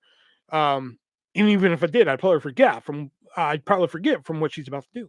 So she stands up and she like walks in my fucking line of view, and she literally just pulls down her pants to where like I can just see fucking her glorious ass, and kind of like looks back at me and then like pulls her pants up and keeps walking. I'm like, okay, all right, like whatever, that's fucking Jamie. See that one, I didn't think anything about it because that's fucking Jamie for you. You know, like Kevin Smith always tells a story about how, like, if you know Jason Mewes for 5 minutes, he'll pull out his cock and balls and shit to you. I have a feeling Jamie's like that too, you know? So I didn't really put a lot of fucking thought into that. Well, I mean, later on I did, but whatever, that's a different story. So now, well, she comes back. We're sitting there, hookah and shit like that. And this one I do remember. It was out of nowhere, fucking out of nowhere, and I was just like, "You want to see my tits?" Why, yes, I do. So the shirt goes up, bra goes down. And it was just like, they're nice, aren't they? I'm like, indeed they are. Like, fuck you, like, because I can't really react the way I want to react to this shit. You know, like, fucking, out of my mouth came like, yes, indeed they are. But in my brain, I'm just like, that's my fucking brain reaction. But I'm pretty sure if that reaction was swapped with the other one, fucking night would have been over. So, um, so more hookah goes by and shit. And she's like, hey, I want you to take some pictures of me. I'm like, you got it, So she wanted like this, like fucking this, I don't know what kind of, I'm not a fucking photographer. I don't fucking know. But she wants this shot where like, essentially I'm like standing above her as she's like laying down, and shit with like the fucking hair all fucking frizzed out and shit like that. So like, and we just cannot get this fucking shot. We could not get this photo right and everything. Come to find out, we're fucking burning a hole in her carpet with one of the coals from the hookah, which her landlord was already pissed that she was doing hookah in her fucking apartment. So this gaping hole this big, or about a quarter of an inch big, probably wasn't going to help her case any, you know. So finally, she sits up again, and she's like, she pulled up her shirt, and not her tits out or anything, but like she pulls up her shirt, and I swear, man, and again, you can take my word for it, or you can wait for her to start her own fucking podcast and tell her side of the story. But I swear to God, man, she was like looking at her stomach, which I will say this right now, fucking tremendous stomach, holy shit. Anyway, so all of a sudden she looks up at me and she's like, you want to see my pussy? Now, Single Will probably would have been like, fuck yeah, let's see that shit. But I had a girlfriend at the time and shit. I really wanted, I at the time I liked her, the fucking girlfriend that is and shit, you know. So I was just like, if I say yes and she pulls out that pussy, I'm gonna want to eat it. So I'm gonna say no on this one, you know. So I was like, no, no, that's okay. You don't have to do that. And she was like, okay, dude. Not deflated, but just like okay, like maybe a part of her was disappointed. Like, damn, I really wanted to pull my pussy out. So finally, the night's about to wind down, and this one I don't remember how we got to it, but she was just. I know the comment was just like, what do you want me to do? Put on a private show for you?" I was like, "Fucking hey, let's go." So she starts dancing a little bit and shakes her ass, and I was just like, "This can't get any better." Like fuck, you can come in here and shoot me right now. This is the way to go right now. So like yeah. So anyway, that side story done. So anyway, she eventually meets this guy who introduces her to weed, and like she was like fuck man, there's a lot of parallels with Kevin Smith here, man, because like she was like Kevin Smith when he found weed, man, changed her whole fucking life, man. Because like she was like, this is the best shit fucking ever. Which I mean, hey, I mean, more power to her. I've never been a weed guy. I've never really tried it. I don't like the smell of it, whatever. But her and this guy, they get together because of the weed and shit, and they're fucking having a grand time, which fucking a more power to them. But we're slowly like drifting apart. Like I'm no longer her nudity filter, which is to be fine because she is with a boy and shit like that, who's actually there. The last one that like I was her filter for was kind of there, but I think at one time he was in Hungary or Turkey or fucking Netherlands, whatever one of those fucking countries were and shit. But like now she would barely even talk and shit like that. And she was having a lot of uh what's the word I'm looking for here? Um I guess issues, mental health issues, you know. I mean like, me personally, I have MDD, which is a major depressive disorder. But hers was, mine's like a list of like, one or two items. Hers is like a fucking page full of fucking items that's wrong and shit like that. And so she was dealing with that and everything. And uh so I'm just like, man, that fucking sucks and shit. And now when me and Jamie first started talking, I always looked at her as somebody I'm just like, man, I don't think I could ever date this chick. She's a little too fucking wild for me, man. Like, you ever meet somebody you just know that like, man, fuck, they're fucking wild, man. Like, bring it down, you know. But like, I don't know, just I don't think it was vulnerability that it was, but like it was like watching her transform is what did it for me. It was like watching her go from like one person to another that I was just like, you know what? I think now I could date her, if she were ever game and shit like that. Cause she was still with this dude and shit at the time. So it wasn't like I'm like, oh, I'm gonna break up this fucking relationship to do it and shit like that. And it wasn't like I was even hardcore about it, and shit like that. It wasn't like, oh my god, I'm in love with her. No, it wasn't even that either. And shit you know? So like I sat her down and fucking straight up told her, just like, hey, I don't want you to take this the wrong way, but like I know I said that shit before, but it's different now. And watching you become this person that you become and shit, and et cetera, et cetera. Basically the same shit I just said here, you know. And I'm just saying, like, if you two ever go south or whatever, man, mm, don't hesitate to give a brother a call and shit. And that's why I always say, like, if you ever hear me say like you miss one, I know it's a common saying now, but you miss 100% of the shots you don't take. This is one of the prime reasons why I say it. Because like at first I wasn't even gonna say anything. I was just gonna fucking sit on it, you know? But I did it. I told her and she was kind of open to the idea and shit like that. So, but like I hated it. I fucking hated it because now like when she did message me, it was this dude's treating her bad. He's yelling at her for no reason. He's not understanding that she has some mental health issues that she's dealing with, et cetera, et cetera, et cetera, and shit like that. And I'm just like, damn, like, that sucks. And like, I can't, I know some people in some certain situations, they don't need rescuing, but like, I felt like in this situation, like she needed rescue because like, I swear it was like every other day, like, oh fuck, he's yelling at me, he's doing this, he's doing that, da da da da, all this shit. He slams doors and all this shit. Never hit her, to my knowledge, at least not to my recollection. I don't think so. It finally got to that point. I'm just like, why don't you just leave him? You know, why don't you just leave him? You and I will go out. We'll fucking have a good time and shit like that. And she couldn't pull herself to do it. So I was just like, that's fair. So again, I didn't really fucking harp on it that much.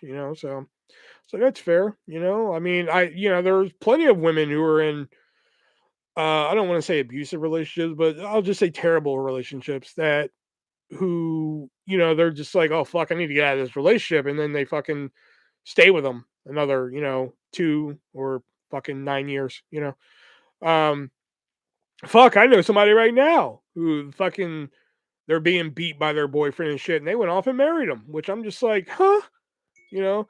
So, um, so eventually, I was just like, okay. So, but I've been meaning to like, like me and her need to go out and hang out. Maybe that'll like help her. Like get out of the house, get some fucking fresh air. We'll go to Leonardo's or something like that. Something that we used to do and shit. And like every time, like every fucking time, I'm like, hey, you busy tonight? No. Well, hey, you want to like go to Leonardo's and hang out and shit? I'll buy and shit. No, that's okay. Okay, cool. That's fair. Okay, that's cool. About a couple days will go by.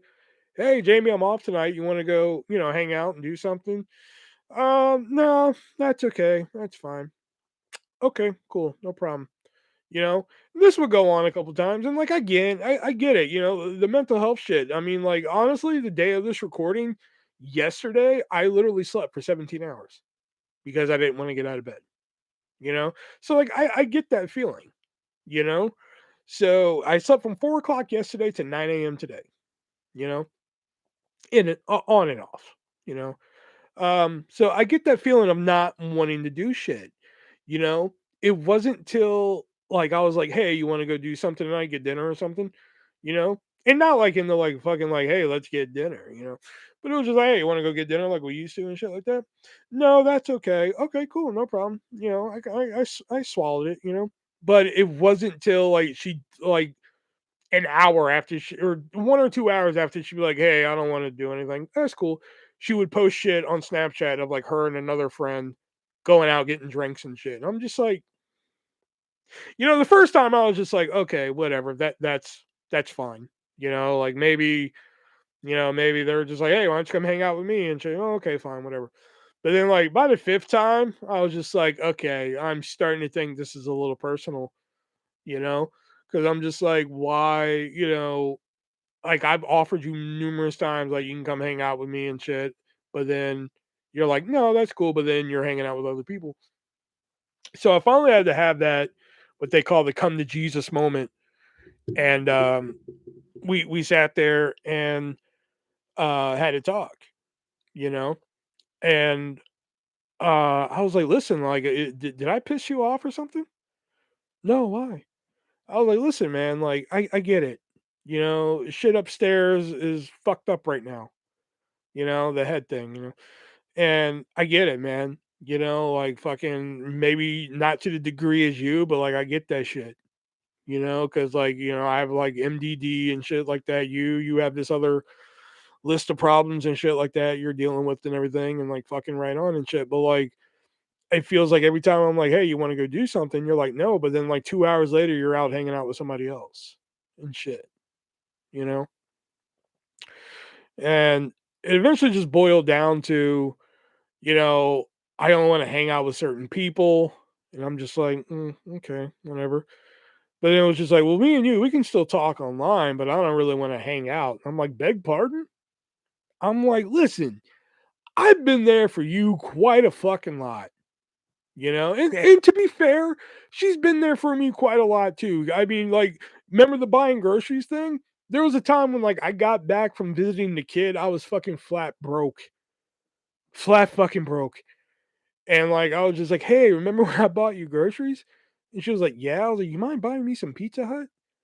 And she was like, yeah, sure. And she fucking sent me some Pizza Hut, man.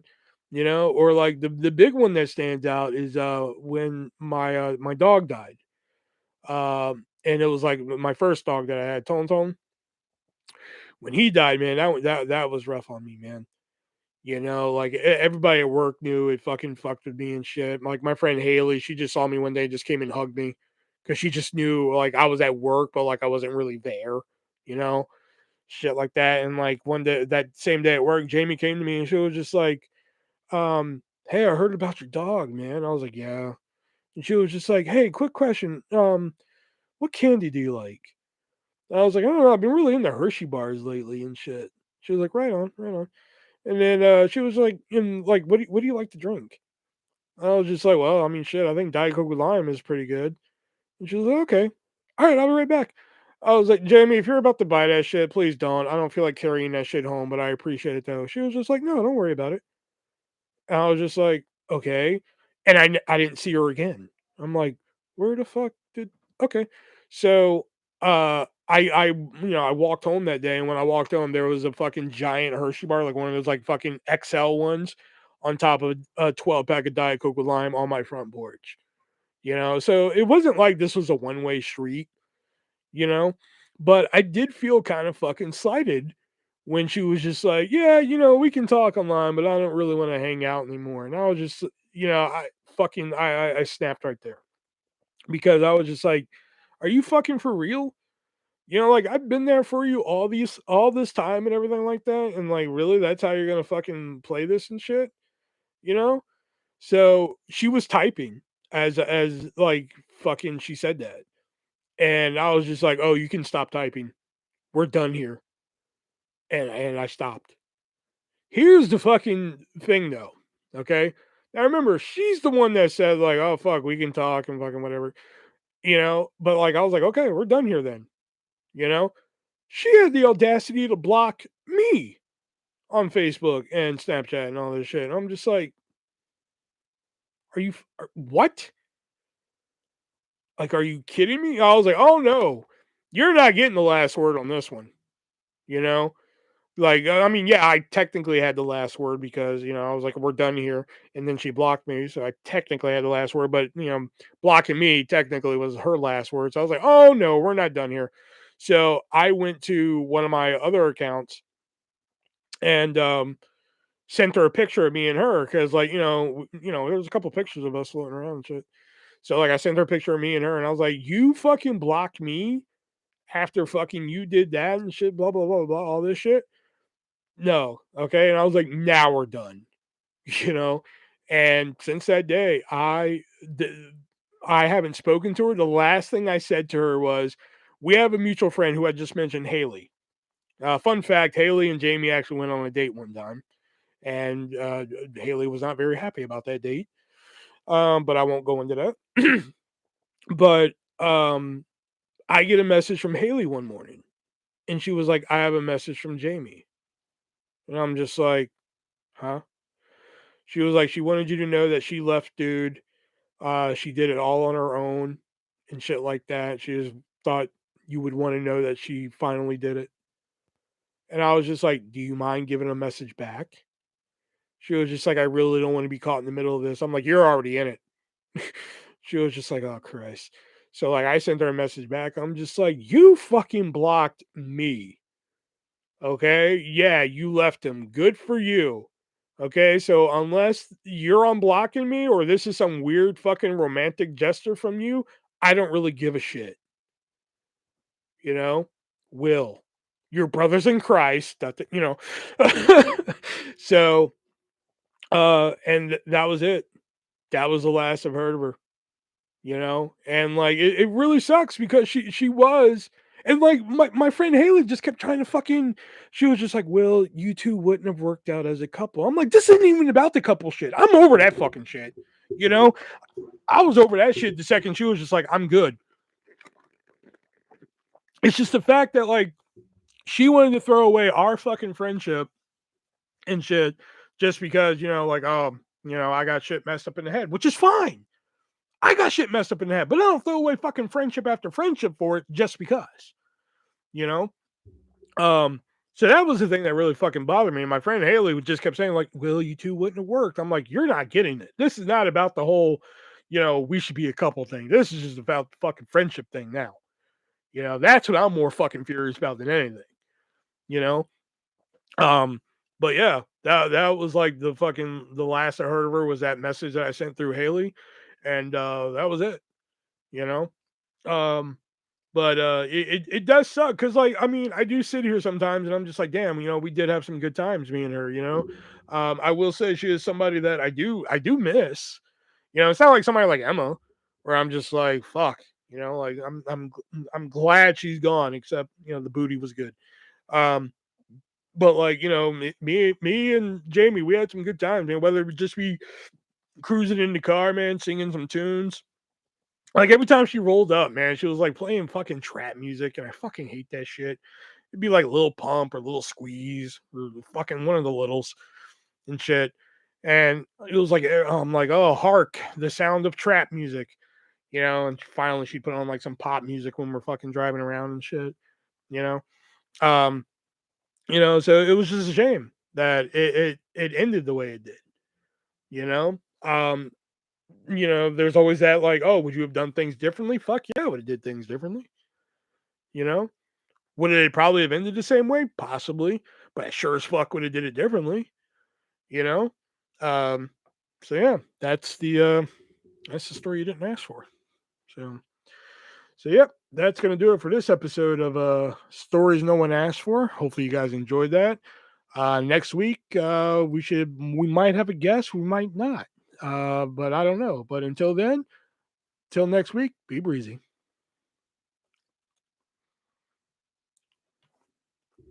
All right, there we go. Whew.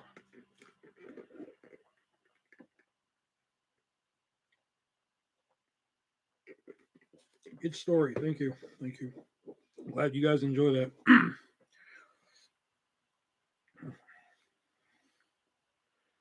I didn't ask for it though. That's kind of the whole point.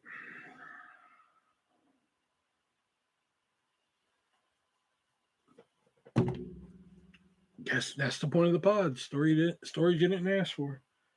I almost didn't do that story tonight. I was just like, do I really want to tell this story? I almost went with the Super Bowl story. I've told that one before, but I'm just like, fucking hey, there's probably somebody out there who hasn't heard it yet. So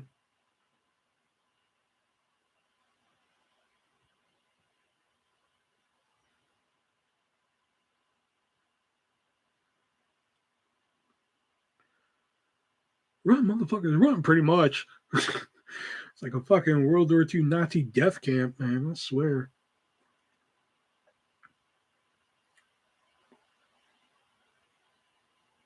Oh, you know what we can do, though?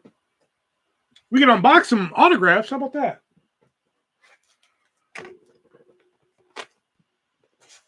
You work tomorrow? No, I am off tomorrow.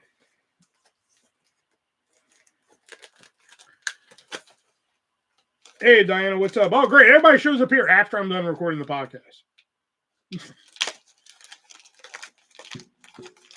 If this motherfucker gave me one top loader again, I'm going to fucking flip shit. Oh, no, I see two top loaders. Holy shit. Is it my birthday? Oh, no, is it one? Oh, no, you gave me two. Okay.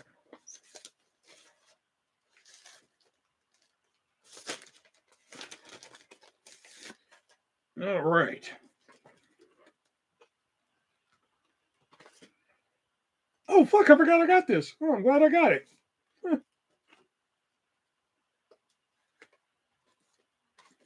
All right, so the first one we got here. If I can get the fucking post-it off.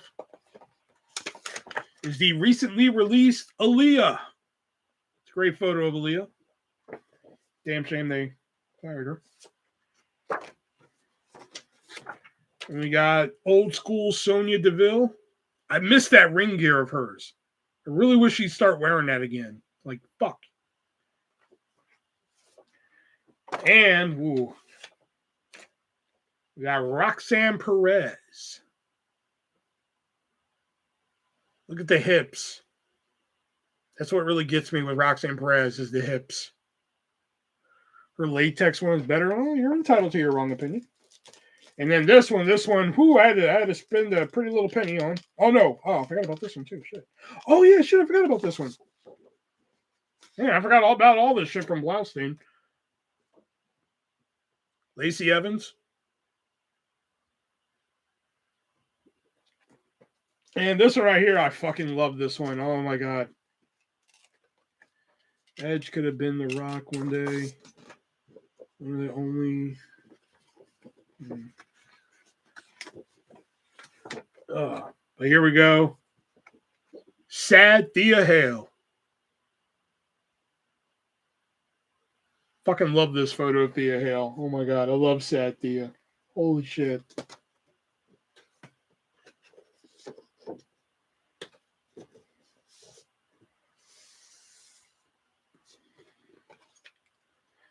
Who am I going to put on the back of Thea? We'll put Roxanne.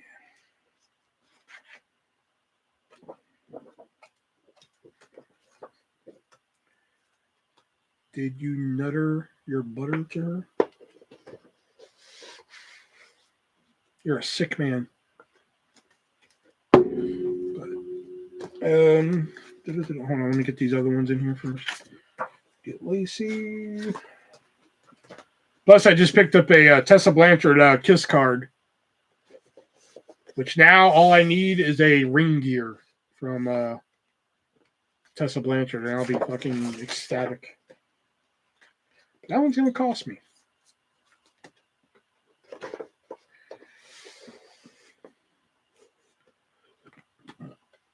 Did you kiss it where she did? No, she kissed it. That's what a kiss card is where they kiss it and sign it. And then here's the other one I got. Oh, okay, I remember what this is. Okay. This was a pretty good price. I've actually seen this picture floating around for a while, but it was never really for a good price. But I was like, all right, for this price, I'm going to go ahead and pick one up. Vicky Guerrero. Excuse me. With the inscription, excuse me. Right there. We need an updated collection video. Oh, that'd be great if I still did videos. Now I can show you some ones that I got here.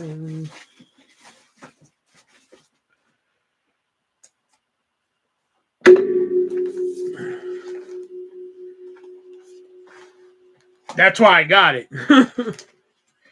Let's see what else I picked up new-ish here. Let's see, we got this Valentina Feroz. Old school Alicia Fox photo file. That's not new. Oh, can't show that. Hey. Got this new Riley Reid.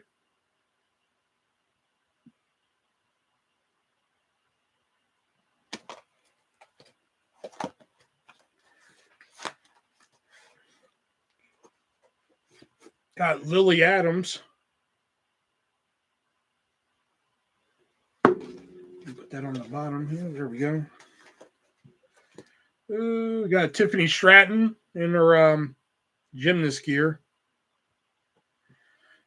Have you bought one of those fart jars from any OnlyFans models? No, because I'm not that disgusting, despite what the internet tries to make me out to be. And I got Sol Ruka.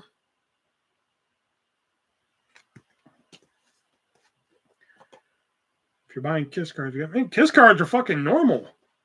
You know?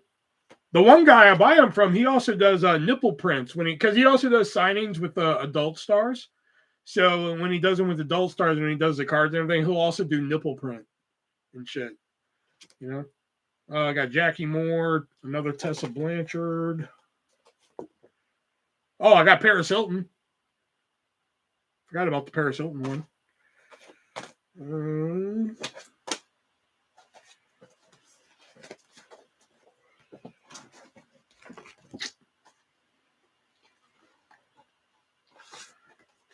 I don't have her nipple print. I just got the auto.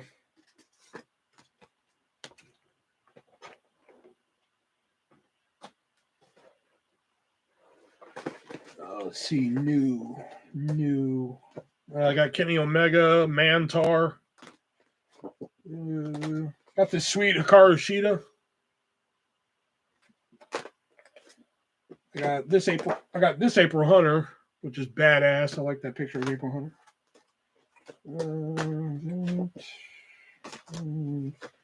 Got this Funaki, Kung Funaki right there.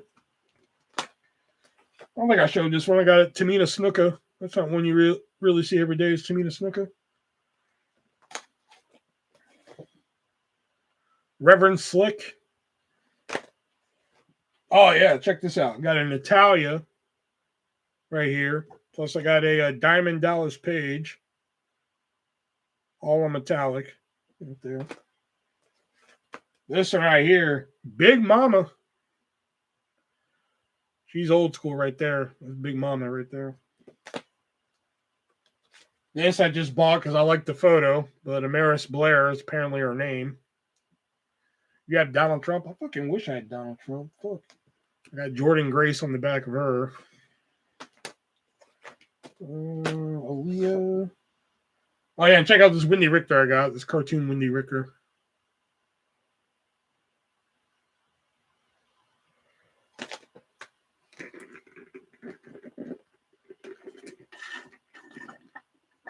I know, it kind of makes you wish that fucking Massé and Mansois would have worked, you know? Oh, give me that right there. Sonya Deville. I like the pound cake photo. Yeah.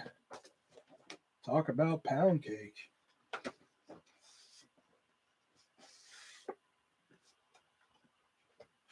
There we go.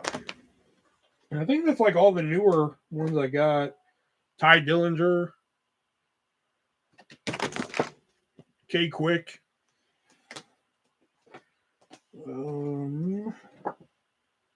Yeah, I think I showed that one. Oh, I got the Iconics.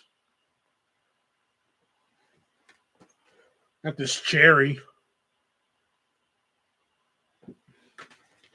Oh, this one I didn't show y'all. Metallic Ava. You got R-Truth? I don't have R-Truth, but I got K Quick. Same fucking guy. Princess Victoria. She's old school right there. This one's actually personalized to me. 2 artists. We got Paige on the back. And I think that's all my newer ones. Yeah, that's all the newer ones I got. Yeah. Oh, no, wait. I lied. There's one more. Got an 11 by 14 Layla Gray.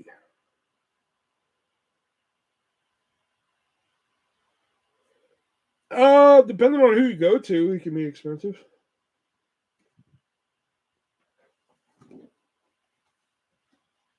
If you want one from Chad, it's going to be about $60. If anybody else has them, like 20. I haven't seen them really floating around though.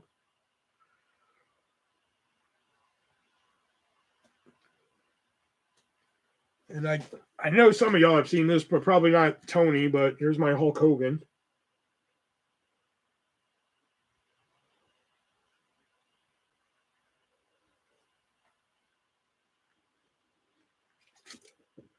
And then I got a Dr. Britt Baker. DMD. Well, here we can name whoever the fuck we want. I got this sweet Gigi Dolan. Which, in my opinion, I mean, there's a lot of great Gigi Dolan pictures floating around out there. This is probably my favorite. I mean, yeah, you can put all the ass and titty shots up there of her all you want, but I think this one right here is like the best one of her. And I think... Oh, yeah, and Sarah Talk I've shown here. I don't know how Sarah Talk. No ass, no get fuck. Bullshit. That photo right here of her is just, oh my God. Mm.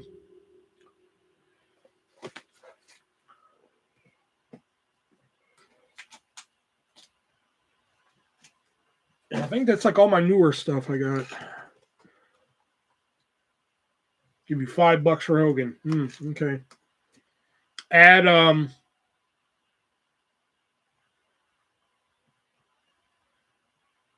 add $345 to that, and you can have it.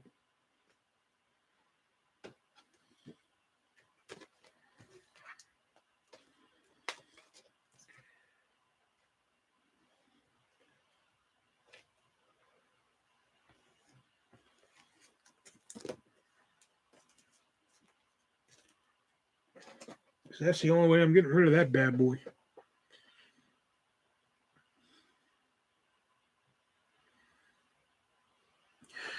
Oh, let me edit this while I'm here with you.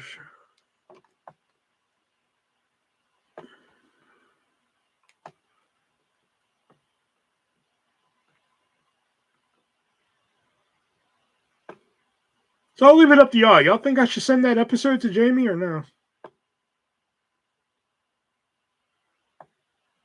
Because I was thinking about it.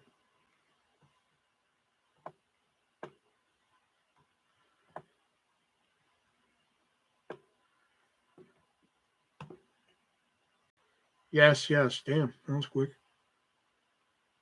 I might just do that. Because she opened up a new Facebook account that I'm not blocked on. And the only reason I know that is because she came up in my people to know. I played Brink, but that's on PS3?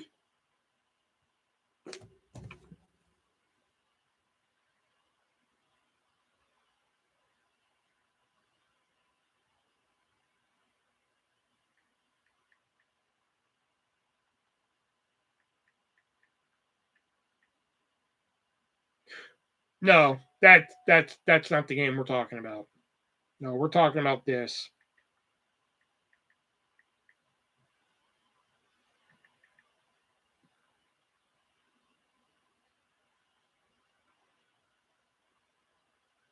If I can find it.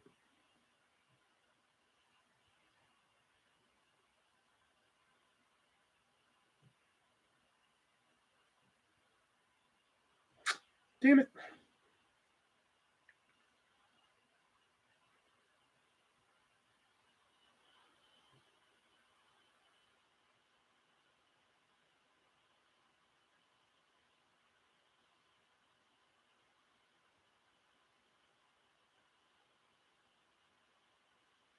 No, it's not a video game. It's a board game.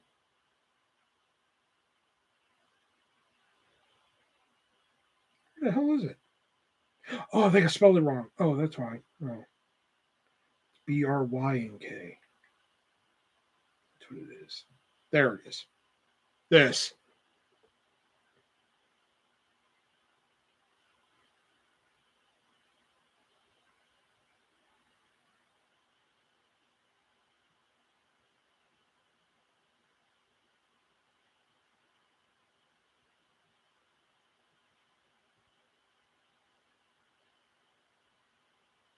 Yeah, it's a pretty fun game. It's kind of like Jenga on crack. It's like if Jenga just fucking said, fuck it. I'm going to ruin my life. It's a hell of a lot more challenging, let me tell you. There we go.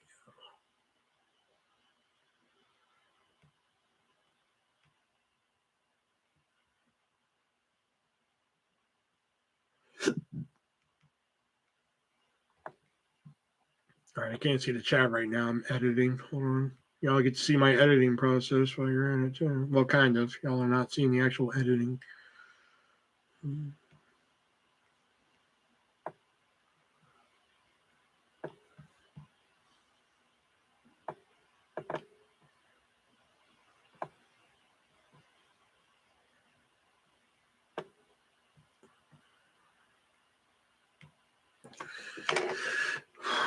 Well, now I have some free time on Thursday, so what are we going to do?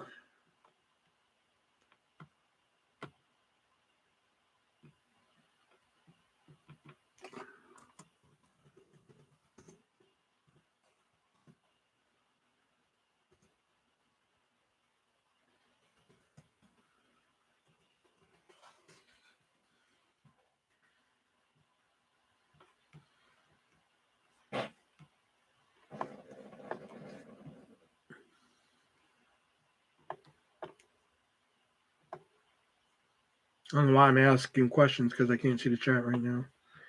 Really should have done that. All right, see you later, man. I have to visit Will's house. Yeah, pretty much. Chasing Amy is one of your favorite movies? Really? Dude, I used to know that fucking Silent Bob fucking shit by heart. I've done a couple of videos of it because I did one for like an old review channel I used to have called The Final Cuts. And that was like an intro we did 1 month. And yeah, oh, fuck, I'm not making that mistake again.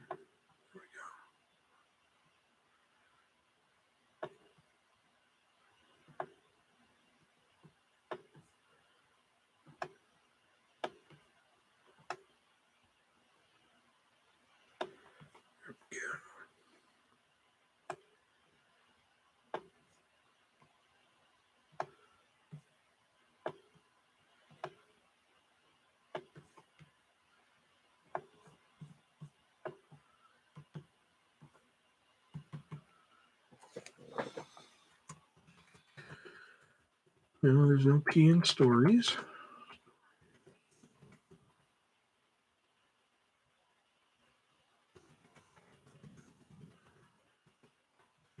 I don't know why I'm putting the title on here and seeing it's right in the fucking picture.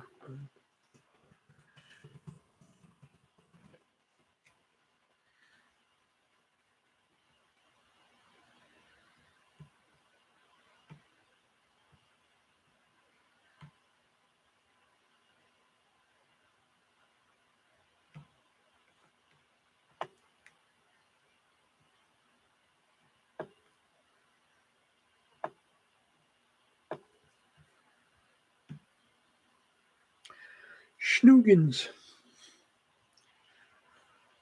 Let me see how much I can remember. Hold on. You're chasing Amy. What? I said you're chasing Amy. Oh, don't act all surprised. He does this shit fucking. Okay, I ain't got that. Fuck. Okay. So there's this chick. Fuck, I don't remember it. Let me see like the first line. And I can probably get it. Hold on.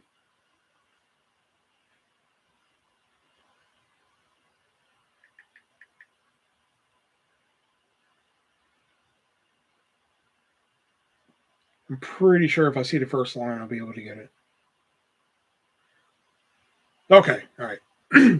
So there's me and Amy, right? And we're all inseparable, just big time in love.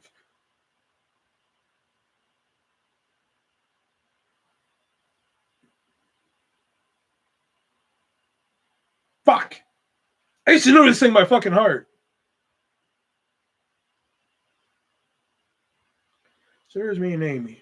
And we're all just in love, just inseparable, right? Fuck.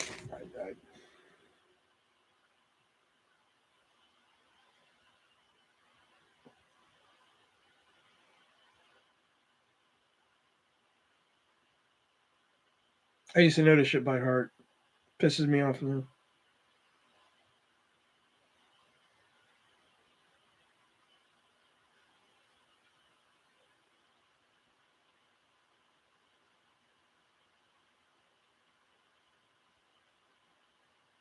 Okay, I'm gonna do it anyway. So there's me and Amy, and we're all inseparable, right? Just big time in love. And then 4 months down the road, the idiot gear kicks in, and I ask about the ex-boyfriend, which, as we all know, is a dumb move. But you know how it is. You don't want to know, but you have to know, right? Anyway, stupid guy bullshit. So anyway, she starts telling me about how they fell in love and how they went out for a couple of years and how they lived together. Her mother likes me better than him, blah, blah, blah, blah, blah. And I'm okay. But then she drops the bomb on me. And the bomb is this. It seems that a couple of times while they were going out, he brought some people to bed with them. Menage a trois, I believe it's called. And that just blows my mind, right? I mean, I'm not used to this sort of thing. I mean, I was raised Catholic, for God's sake. Saint shithead. Man, do something. So I'm totally weirded out by this, right? And then I just start blasting her like, I don't know how to deal with what I'm feeling. So I just figured the best way is to call her a slut, right? And tell her that she was used. I'm out for blood. I really want to hurt this girl. I'm like, what the fuck is your problem, right? And she just calmly trying to tell me, like, it was that time and it was that place, and she doesn't think she has to apologize because she doesn't feel that she's done anything wrong. And I'm like, oh, really? And that's when I look her straight in the eyes and I tell her it's over and I walk. Fucking A, no, idiot. It was a mistake. I didn't hate her. I wasn't disgusted with her. I was afraid. At that moment, I felt small, like I lacked experience, like I'd never be on her level, and that I'd never be enough for her, or something like that. You know what I'm saying? But what I did not get, she didn't care. She wasn't looking for that guy anymore. She was looking for me, the Bob. But by the time I figured that out, oh shit! By the time I figured that out, man, it was too late. She moved on. And all I had to show for it was some foolish pride, which gave way to regret. She was a girl. I know that now. But I pushed her away. So I spent every day since then chasing Amy, so to speak. Chasing Amy worth checking out? Totally. I didn't say it. Yeah, at least worth it. Like, the original 5 Kevin Smith movies are totally fucking worth it. His later stuff, I will say, gets a little iffy. Like everything from Clerks to Jay and Silent Bob, fucking great. Um, Red State, I think, is pretty good. Yeah, he said. Yeah, he says like a Jedi line at the end of Mallrats. You know. But yeah, Clerks, Mallrats, Chasing Amy, Dogma, those are great. Clerks 2, of course, fantastic. Jersey Girl, I actually kind of dig Jersey Girl for what it was. You know, Red State, I think is pretty good. Like kept saying like, oh, it's Kevin Smith's first horror movie. I think horror is the wrong word for that. I would say thriller more than horror, but whatever. What else has he made? Tusk, not a fan of Tusk. Out of all the Kevin Smith movies, that's probably the one I don't like the I don't like. That's probably the one I like the least. There's some good things in there, but it just Yoga Hosers. Despite what the critics say, I like Yoga Hosers. You know, um, Cop Out. I see why people didn't like it, but there's some moments of brilliance in that movie. You know, but it wasn't Kevin Smith's work. He only did it to like prove a point. You know, he was just like, shit, maybe I should do something I didn't write. And Zach and Miri Make a Porno was great. Um,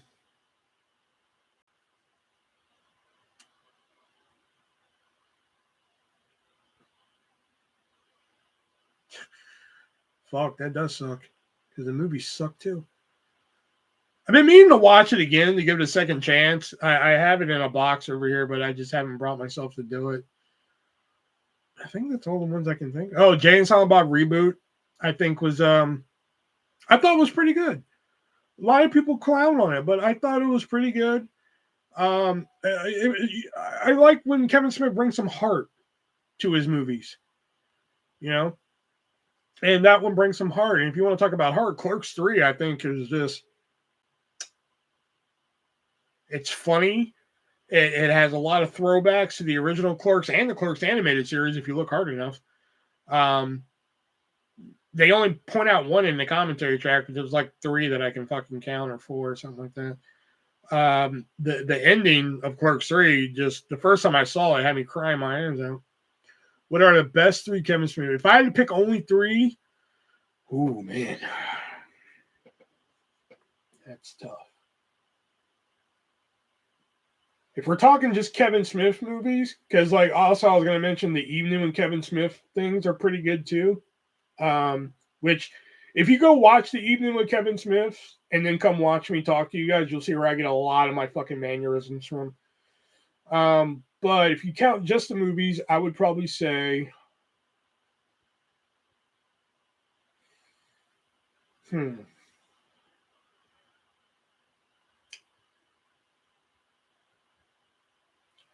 Clerks 3, Dogma, Chasing Amy. I'm gonna put Clerks 2 and Clerks 3 together because I can't fill two spots with both of those movies, because they're both so good. You know, so I'm gonna say Clerks 2 and 3 together. Not that I don't like Clerks 1, but I'm more of a fan of 2 and 3. Next would probably be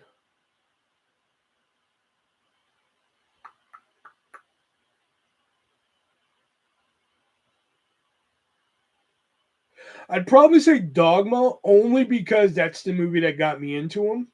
That was the first Kevin Smith movie I saw was Dogma, so I'll say Dogma. And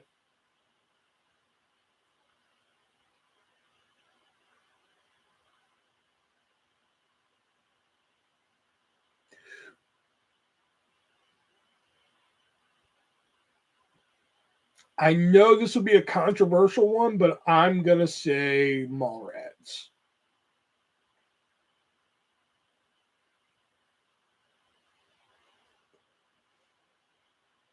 Those would probably be my top three.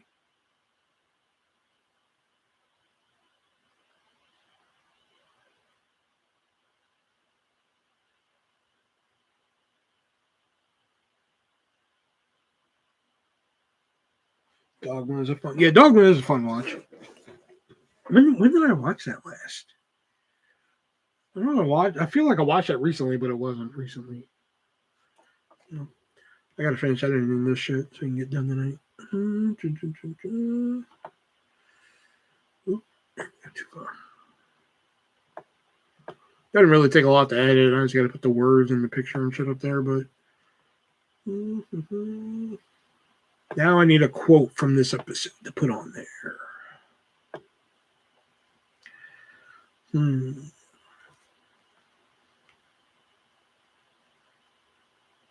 It's a good quote from this episode I can put as the quote.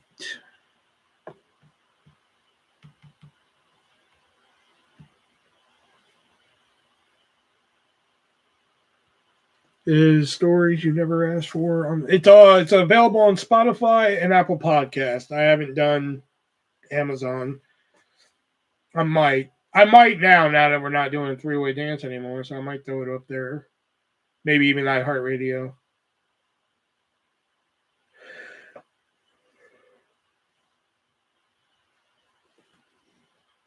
Mallrats is a strong choice. I go Clerks, Dogma, Mallrats. That's all. Man, I'm trying to think.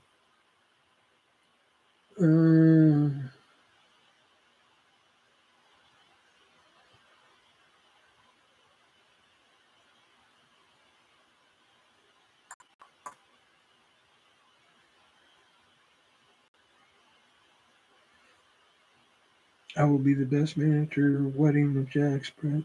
No. Wrong episode. That's last week's. We didn't even mention you in last week's episode.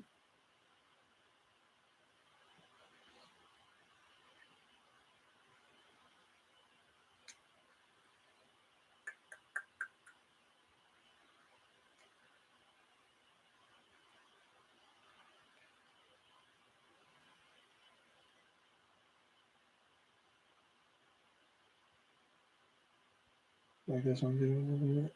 Oh, okay. I became the nudity filter. Let's go with that.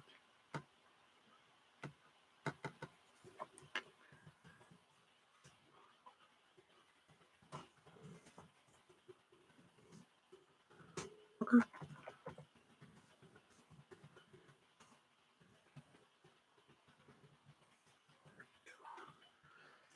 Enough quote to make you think like, oh, what does that mean? And enough to get you to come listen, I think. In my opinion. That's why I always try. That's the quote I always try and pick is something that makes you read it and like, what the fuck does that mean? And it'll get you to come listen to it, you know?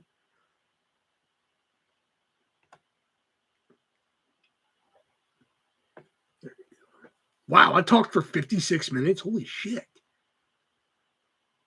I didn't feel like I talked for that long on this. Holy shit. Okay. I was going to put a picture of me and her on there, but I don't think that would be a good idea.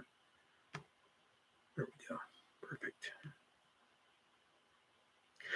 You know what? She did have one for a while, but she didn't like some of the process and shit on there. But she did have one for a while. This was like a long time ago.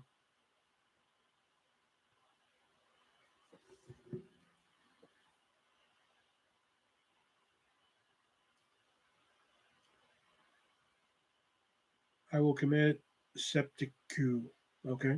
Well, get ready to commit seppuku then, because you're not mentioned.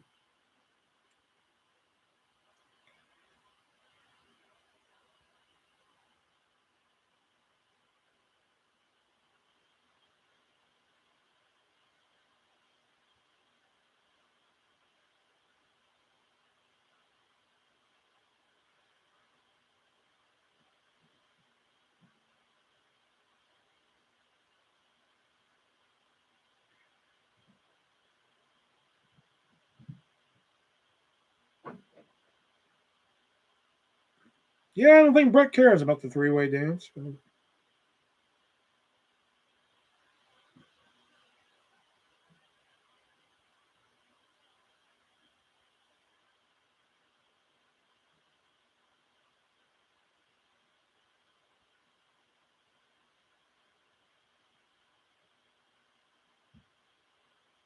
Rest in peace, my favorite podcast. Okay, Brett.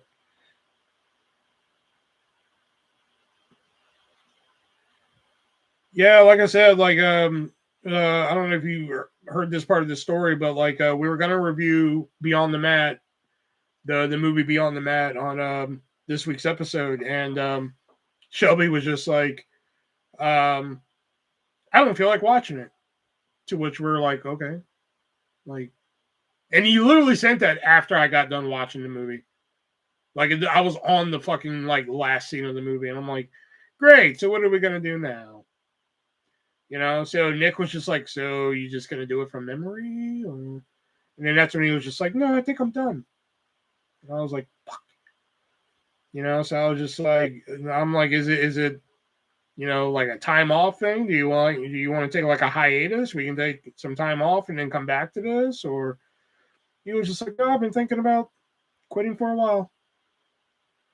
I was like, all right, if that's what you want to do. Yeah. Give me his information, I will harm him.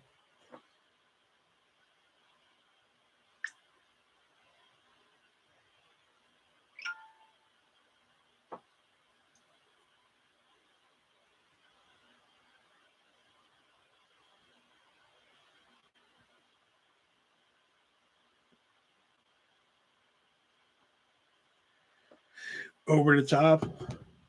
I don't know if he. You know what? Let me run that by him.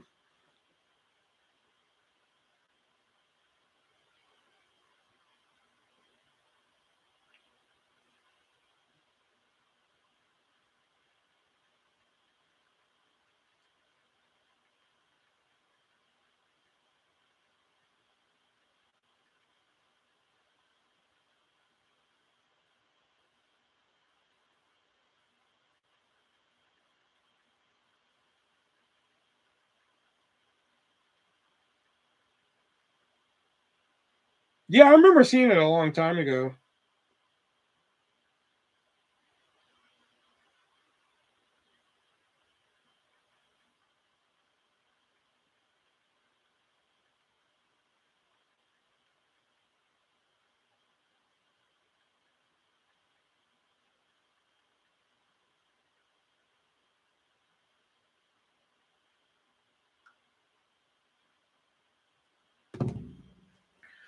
I couldn't tell you the last time I watched it. I'm like, holy fuck.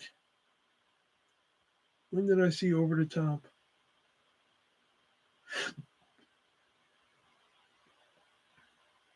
Well, yeah, Nick brought up the idea of just like, well, me and you can still do it. We can get rid of eBay and bring back Sports Illicit a week. But like I said, Shelby's like a good comic foil for me and Nick. Like, like when I know fucking Shelby's gonna hate a match, I'm like, what do you think, Shelby? Like that fucking works. Like, what do you think? Nick doesn't really fucking ring to it. Plus, when Nick and Shelby get into it, that's good stuff.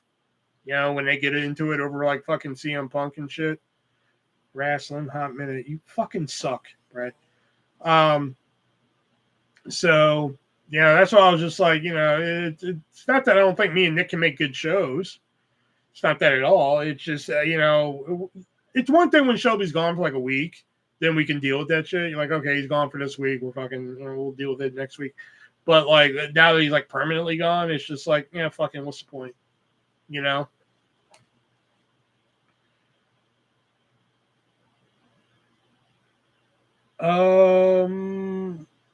No, because I actually think that's right here. Because I actually saw it, and I was just like, I'm surprised he didn't get this from me. Yeah, here it is right here.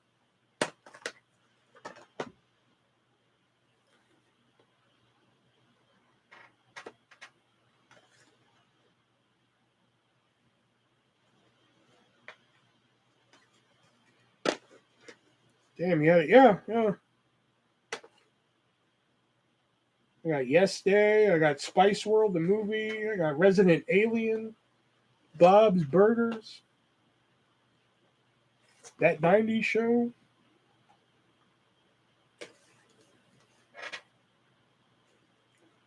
Well, I paid $4, so that's probably what you give me. Yeah, I would have charged $5, so you saved the buck. So there you go.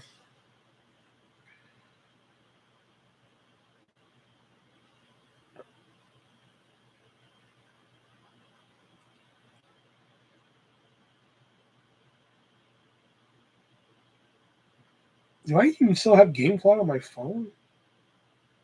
No, I don't think I do. Oh yeah, I do. There it is.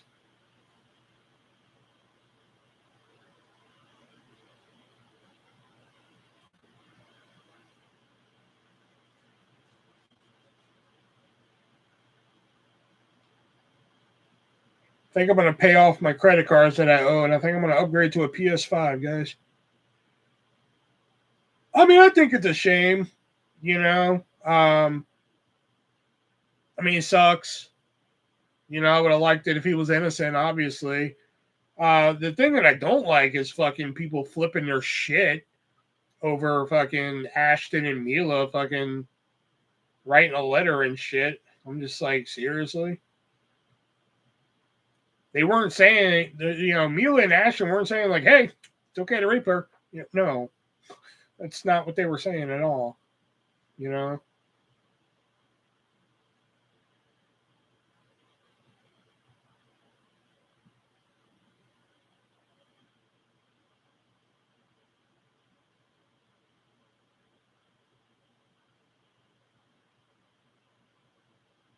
No, he's not a pedophile. I believe he caught rape charges, but not a pedophile. Let me fact check that. But I'm pretty sure that's not what he's in for.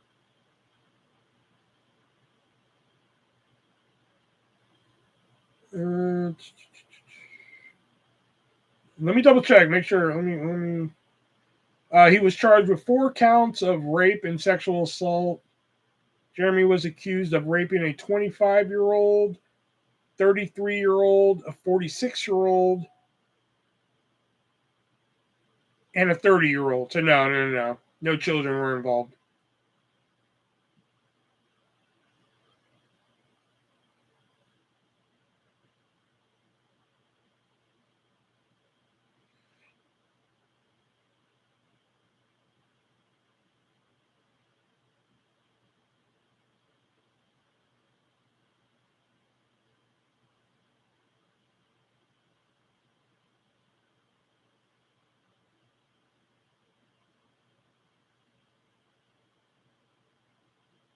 No, not at the same time, on different occasions. Jeez.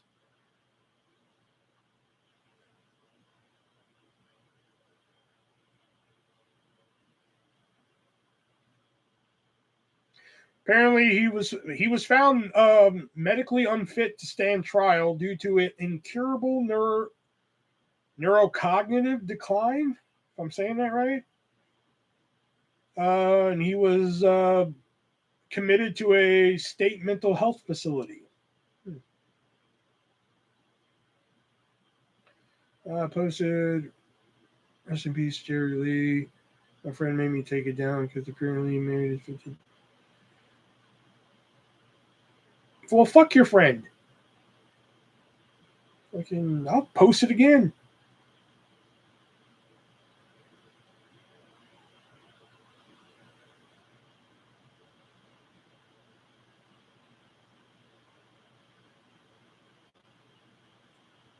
It's a damn shame about Ron Jeremy, though.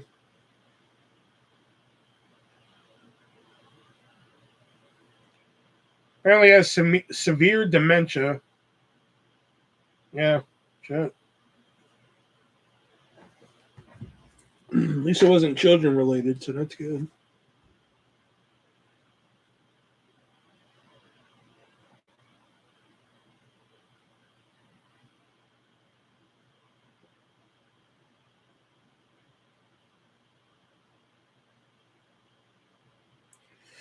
Yeah, it's a shame. Give me information I want.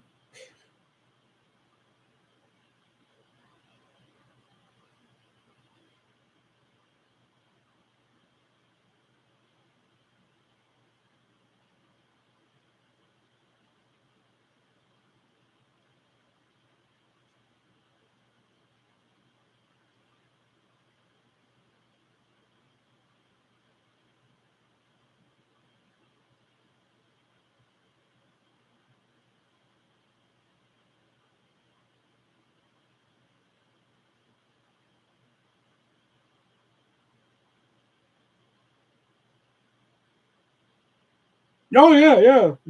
That was in the movie and shit that they made of him. Great Balls of Fire. Yeah, that shit's true.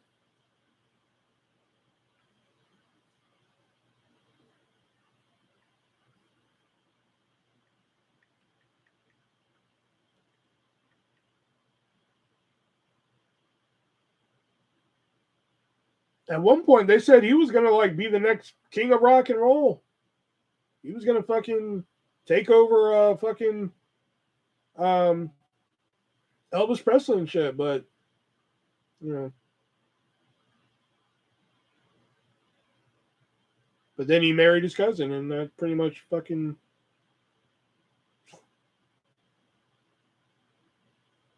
Look here, I'm looking it up right now. His third marriage, mind you, was to 13-year-old Myra Gale Brown, his first cousin once removed. So what the fuck does that mean? What is that? A second cousin?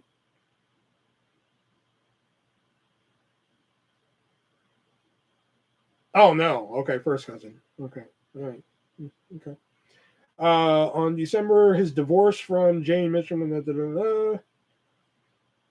1970, Brown filed divorce on the grounds of adultery and abuse, stating that she had been subject to every type of physical and mental abuse imaginable. That's the quote.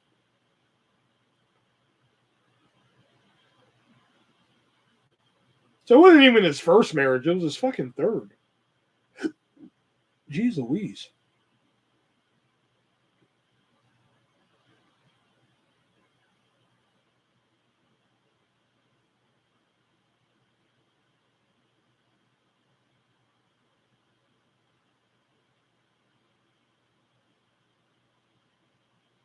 Oh, apparently the cousin he married actually fucking. Hold on. Make sure I got this right. No, just Dead Island 2. Oh, well, she's 79 years old, Brett. So.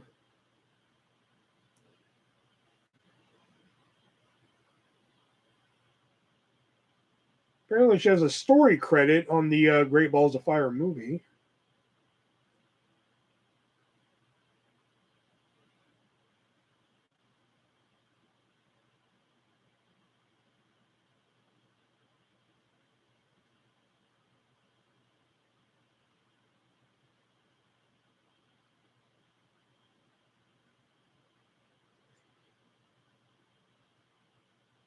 What part I remember from it?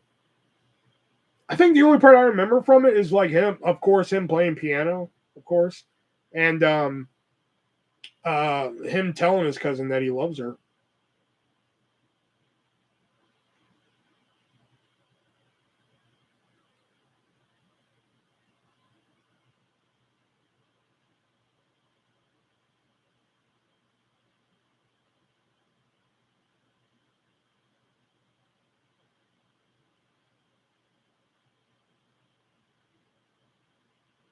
I haven't seen this movie in so fucking long, man.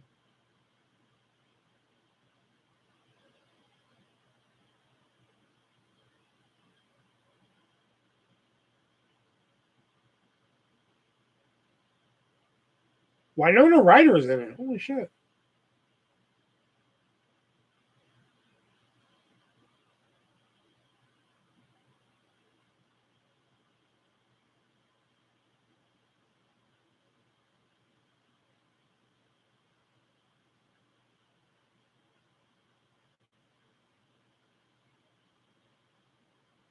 Is this streaming anywhere? Don't tell me you have never pulled some Depends. Okay, you're a sick man, Brett.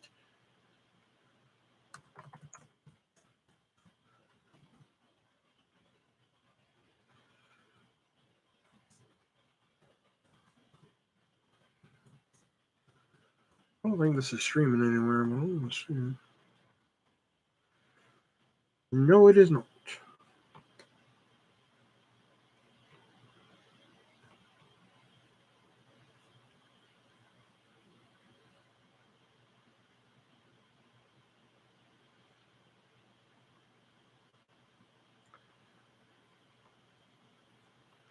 How much is it on Amazon? I might just buy a copy.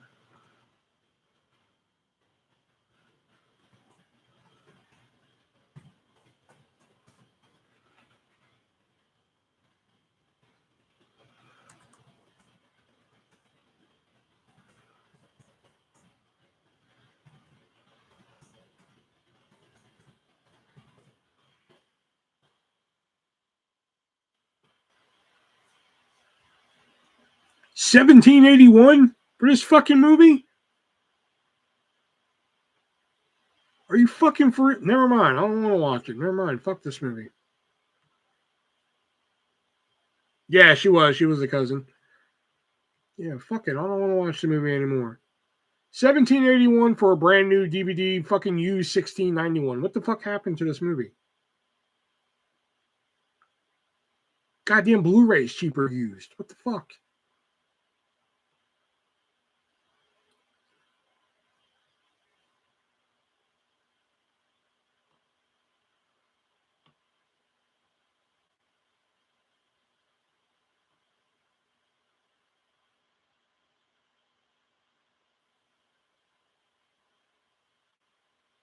$28. Kiss my ass, $28.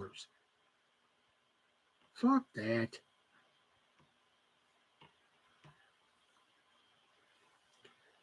My mom got it in a 3-pack. Oh, Garden State. That's a fucking great movie. Fucking love Garden State. Garden State probably has one of the best movie soundtracks out there. I mean, you have fucking Don't Panic by Coldplay, Frou Frou's Let Go. There's a fucking, I want to say it's called Lebanese Seagull. There's a song by Iron and Wine on there.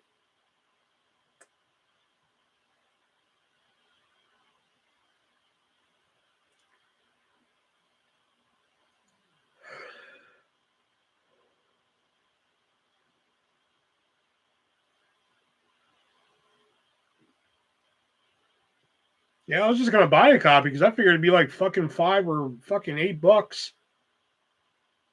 I'll burn you a copy. I don't know when I can mail it. I was like, yeah, do that. Cause fuck, man. I was just gonna buy a copy. I've done that a couple times. I'm like, fuck it. It's like $5 on Amazon. I'll buy it. But like, not for fucking $28. Oh, I got Garden State. I got that shit. I got that on Blu-ray, DVD. I went and saw that shit in theaters when it came out.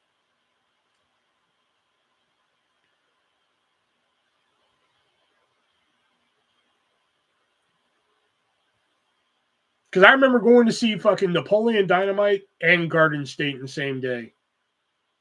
Because I went and saw Garden State first, and it was fucking phenomenal. And I went and saw Napoleon Dynamite, and I really needed to pee. I'll send you some granny porn. Yeah, you do that.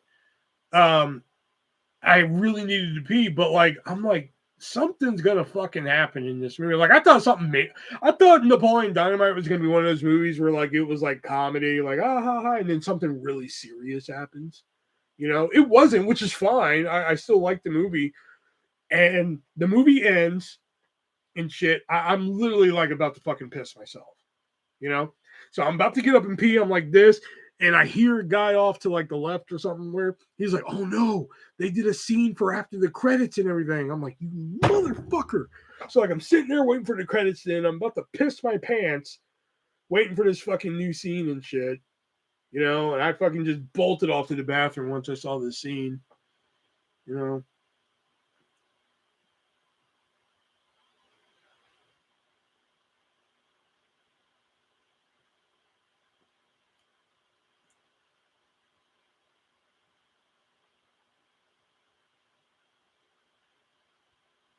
And I requested I got off. I requested I get off on oh, you never seen Guardians? It may not be something you enjoy, but it's definitely it has a great casting, and of course Zach Braff, Natalie Portman.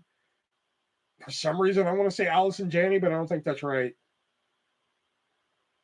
But like I said, it's mainly the soundtrack that's really good. Like some of them songs are just and Zach Braff picked the fucking songs and the soundtrack himself personally. So like some of the songs match up to the fucking um the scene perfect. But there's like the thing that really got me with Garden State is like there's a scene at the end with Braff and Portman that like reminded me so much of a situation that happened in my own life. That was just like it was just fucking scary how like similar this was to like an incident that happened in my life was. That's what really fucking brought me into the movie because I remember watching that scene just like, did he fucking like pull this from my life? Like I've been in this fucking situation, you know.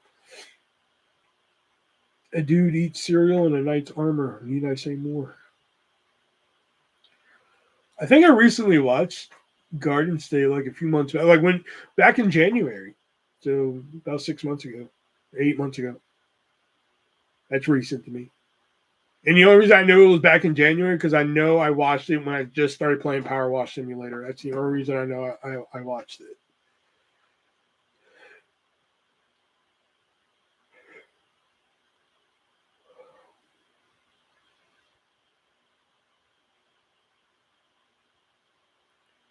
I got Perks of Being a Wallflower and Duff. Man, I have yet to see Perks of Being a Wallflower, but it sounds like something I would like. That and The Fault Under Our Stars. That's another one I've been meaning to sit down and watch, but I just haven't gotten around to them. You gotta understand, you know, once the kid happy, man, like fucking God, the movies I was able to watch, I'm lucky I got able to watch.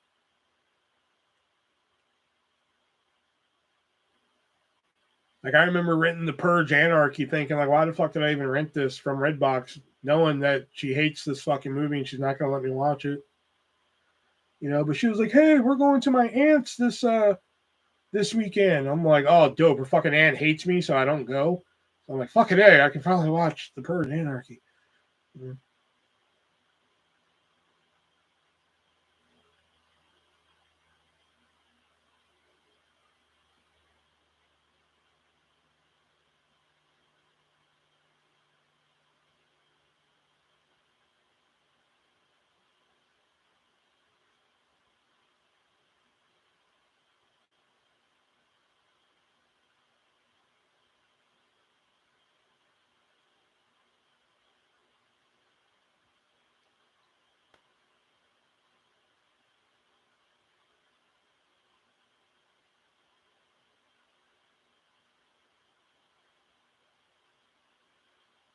Kind of want to watch Garden State now. Fuck.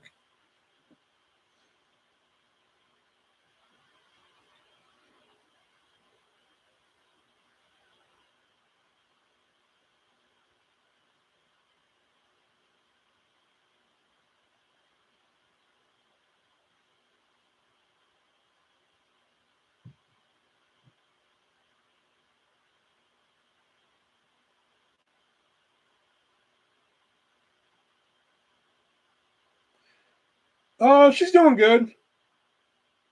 Last time I talked to her, she was like, "I just want to color." I'm like, "All right, well, good talking to you too."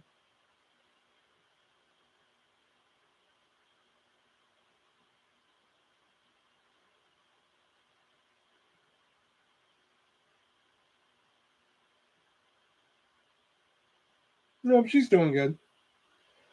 Sent her a bunch of makeup and shit, and she liked it. So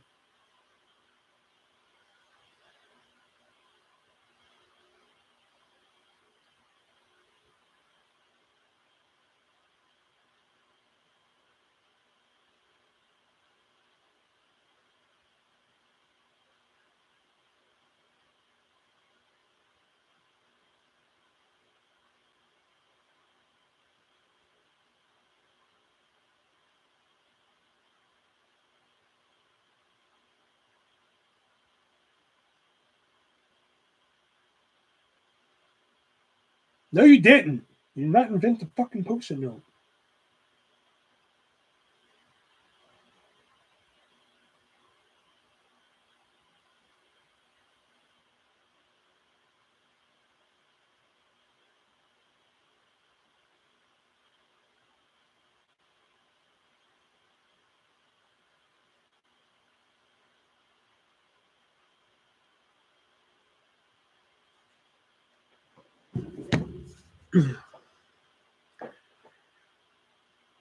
Well, yeah, then who did? A guy named Art Fry. We learned about it in business class.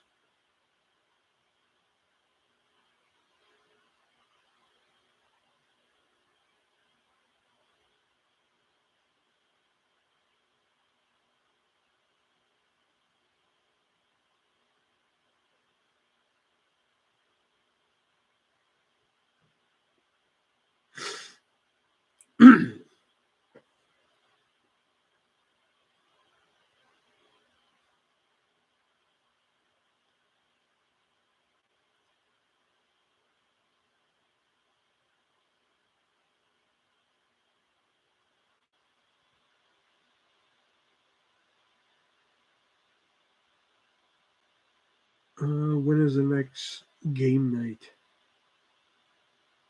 You mean the next night I'm playing a game live? Or something else? Something else that I don't know what you're referring to.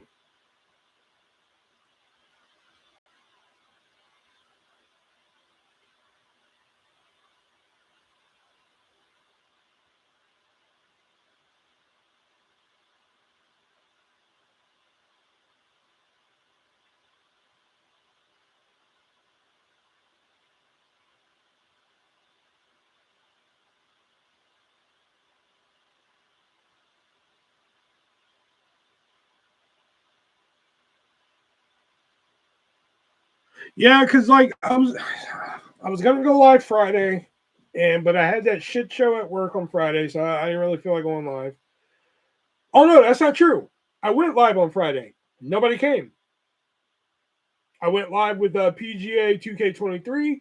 I figured that'd be a nice game to like chill to, where I can tell you about what happened at work. But I played a full 18-hole course. Nobody fucking showed up, so I said fuck it. So Saturday, I was gonna go live, but then I was just like, fucking nobody showed up last night. So I was like, fuck it. So I've been mainly doing all the side quests on fucking Dead Island 2, which I think I've done except for one.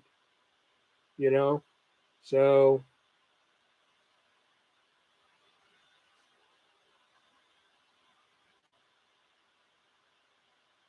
and check this out. Y'all want to hear something fucked up? Listen to this shit.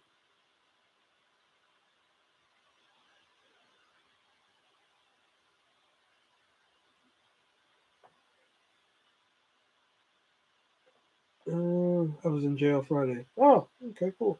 Um, you know how many hours I have put into Power Wash Simulator? You know how many game hours I've logged in that?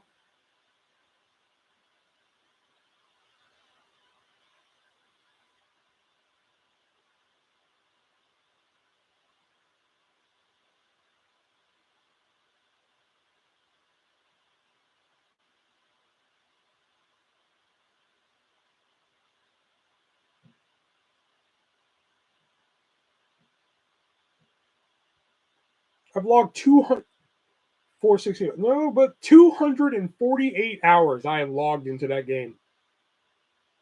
I'm just like, holy fuck. I did not expect it to be that much.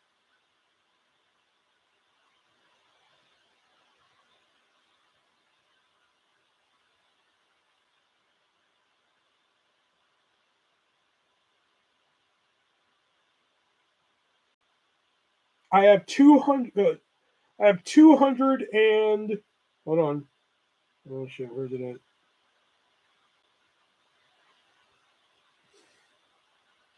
I have 244 hours logged into 2K23. I can only imagine how many hours I have logged into fucking 22.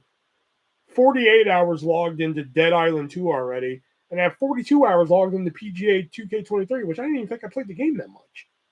Well, but whatever. Once you invest 10,000 hours in something, you become an extra wet. Well, on that note,